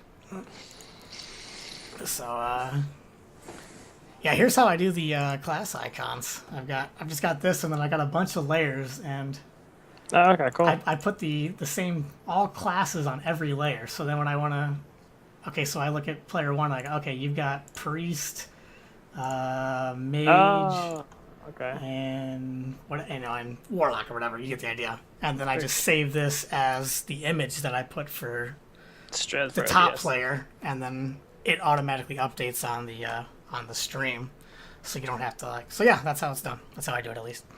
Cool. Pretty proud of that, Close. so that's why I had to show it off to you. But anyway, on the stream is the bracket, so you can see all the phenomenal players had to battle through 6 rounds of Swiss including our own valued guest, Shimona He, who getting closer and closer to taking home some prize money in this tournament. I got third. I got third this time. Third this time, and next time, hopefully he'll take home some money in the Elephino Open 3 if he decides to play in that one. I'm not sure when it's going to be. Hopefully, it might actually be next weekend. 2 weekends from now, I'll be out of town. So I might do it next weekend just to kind of keep on pace. Otherwise, it'll be 3 weeks if I don't do it. So we'll see how it works out. If I can get something with Strivewire, maybe not a bunch of other tournaments hosted on the same day. That kind of took away from some players because I can't compete with some of those other tournaments financially. So, but cool. That settles it. Thank you, Shimona He, for casting. No With problem. me. Really appreciated that. It's much more difficult when you're by yourself, just talking to yourself for like 3 hours. Yeah, no problem. Anytime. So if you are, for whatever reason, not in the finals next time or not in the top 8 or whatever it may be, you're more than welcome to cast again next time. Sounds good. I'll see you then. So, all right, guys, that concludes the Elephino Open 2. Thank you for stopping by, and that will end the stream. Have a See good you one. next time. See you later, man.